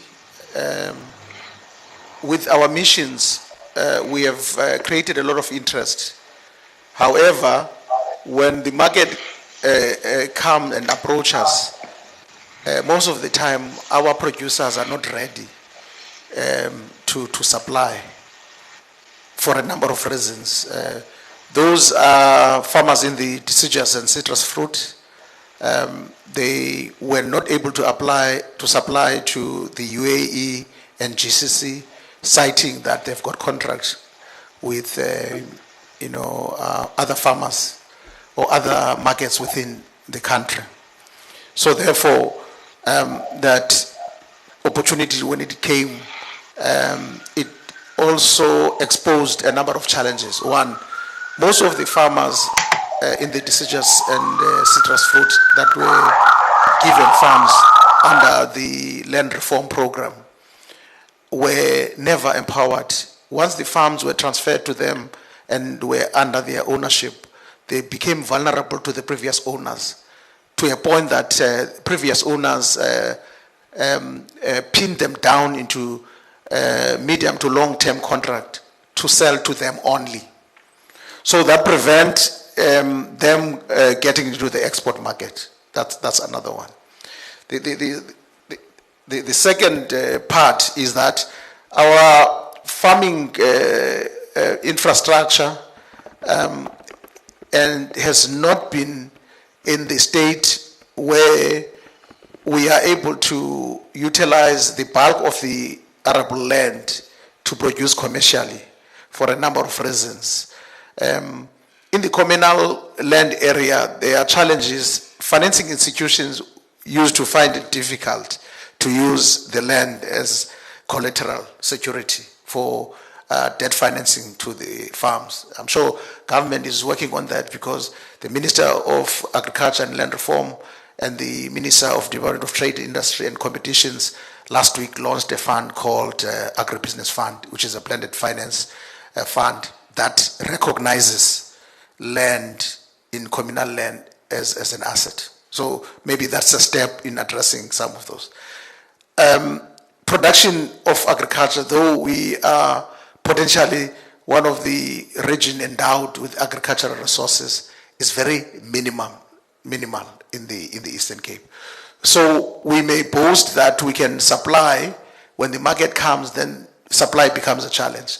We have been tested in a number of fronts. One, when it came to livestock to the UAE, we are procuring from the Eastern Cape, but we have to go to the Northern Cape and the Western Cape to get the volumes, both for chilled meat and live animal. Deciduous fruit and citrus fruit, one of the biggest hypermarket group in the UAE, Grand Hyper, approached us. They had specific tonnage per month, to be exported via sea. Our farmers, when approached, could not supply. A lot of those that are emerging and lack readiness to supply, that is a challenge.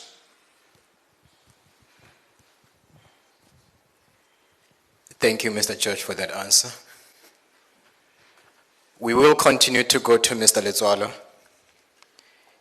If he can hear us, the question was, Mr. Letswalo, due to previous years or based on previous years' American stance, which were more protective economic policy or nationalistic in the views of many people, what is the future of South Africa's participation in AGOA based on the challenges that we ourselves as South Africa had with AGOA?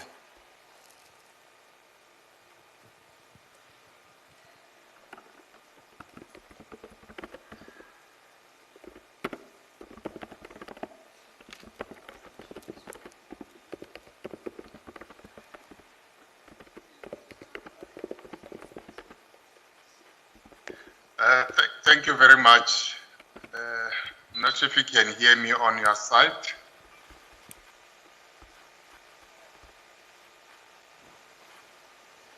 Thank you very much for the question.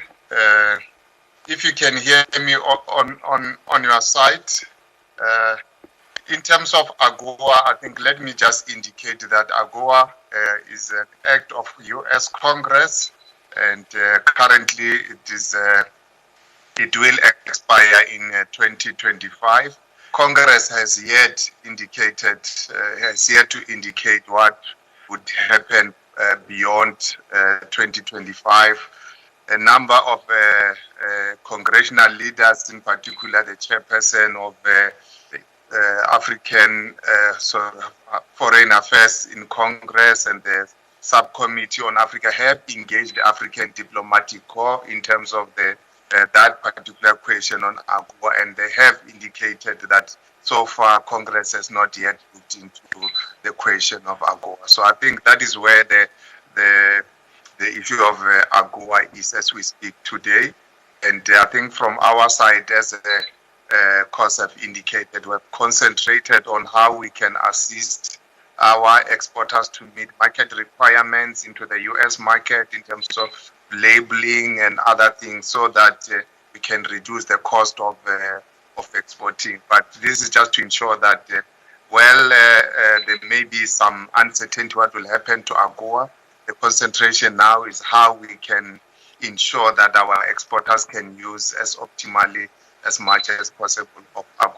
Thank you for the question. Thank you, Mr. Lutzola, for that answer. We'll just go to one question that we had posed to Mr. Cosmos. I'm not sure if he can hear us. Mr. Cosmos, the question was, how effective has AGOA been in increasing South Africa's exports into the US market?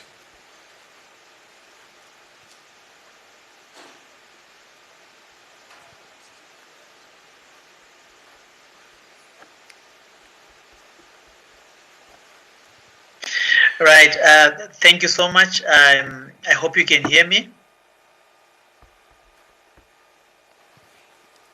Yes, we can hear you.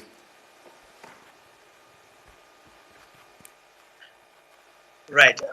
I would say, well, thank you. So, based on our experience in the companies that we have worked with in South Africa and in the region, there's an echo.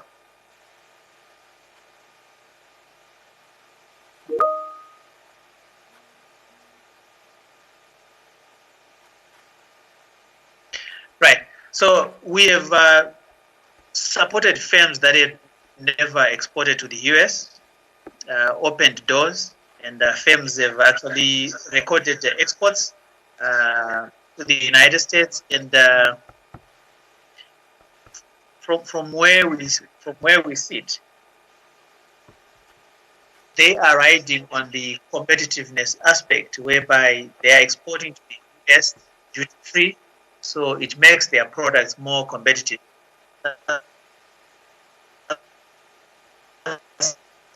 One part. Then the other part is where, for example, a South African exporter enters into a private labeling arrangement, for example, with a US buyer.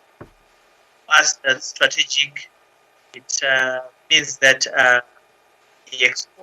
the exporting firm has got food in the US market, even if it's under private labeling. So what I'm saying is that this has been successful on different angles that you look at it, from private labeling, direct exportation, from listing on Amazon, exporters riding on a go. Thank you.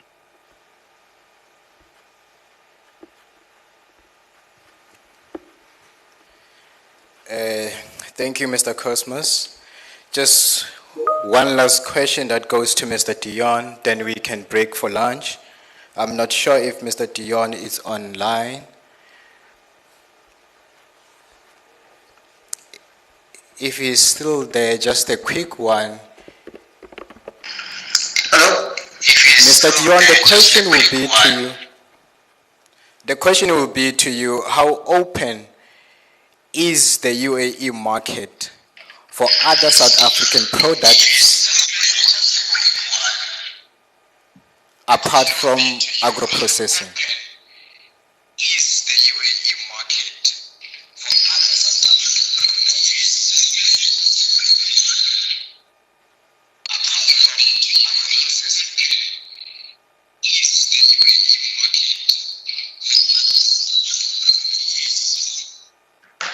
All right, I got the question. Thank you very much for the question. I hope you guys can hear me. Yes, we can hear you. Fantastic. Well, the UAE is open for any and every product that is available because we are an import market. Everything out here is imported. Most of the 80-85% of the goods are imported into UAE. So yes, we are very open. Let us know if you need any help in your imports or in getting you connected to the trade out here. Yeah, I'm glad to help. I've shared my email address. Please feel free to contact me. I hope I answered your question. You've answered the question, Mr. Leon. Thanks, Dion. Thanks a lot. Just a last question to Mr. Cosmas. The question comes from one of our audience, Herbert. He says, Herbert, what are we doing to prepare exporters to meet the various quality standards such as those of FDA? Do we have active quality assessments and programs in the export field such as those done by SABS? The question can be taken by Mr. Cosmas.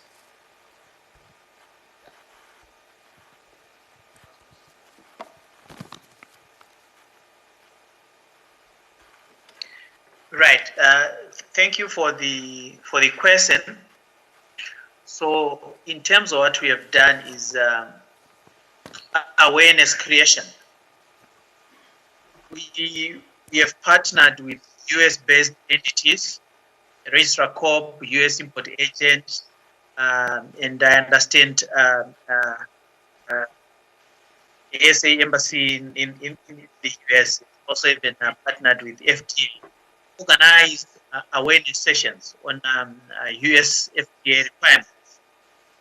That awareness is a starting point so that companies have a clear understanding, can plan appropriately and invest in ensuring that there's compliance. That's number one. Then the second part is where we also chip in, where we cost share with companies to attain certifications that are required by the market, including basic FDA requirements. So it's support, it's awareness. That's what we have done.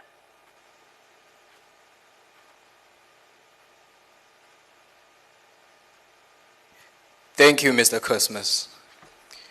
I would like to add on top on that to say that the ECDC and the province has partnered, particularly the ECDC, has partnered with USAID in terms of addressing issues when it comes to quality or standards.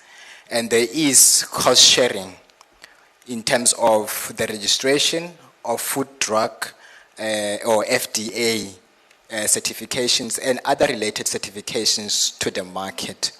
Companies are assisted by ECDC. If you want more information on that, please do contact Linda or Mr. George. He will give me more information in terms of that. I would like to thank you for staying with us up until this far. Now we will move to lunch before we go to the next session. Please come back at 10 to 2 in the same place, and we will try by all means to start on time. Thank you.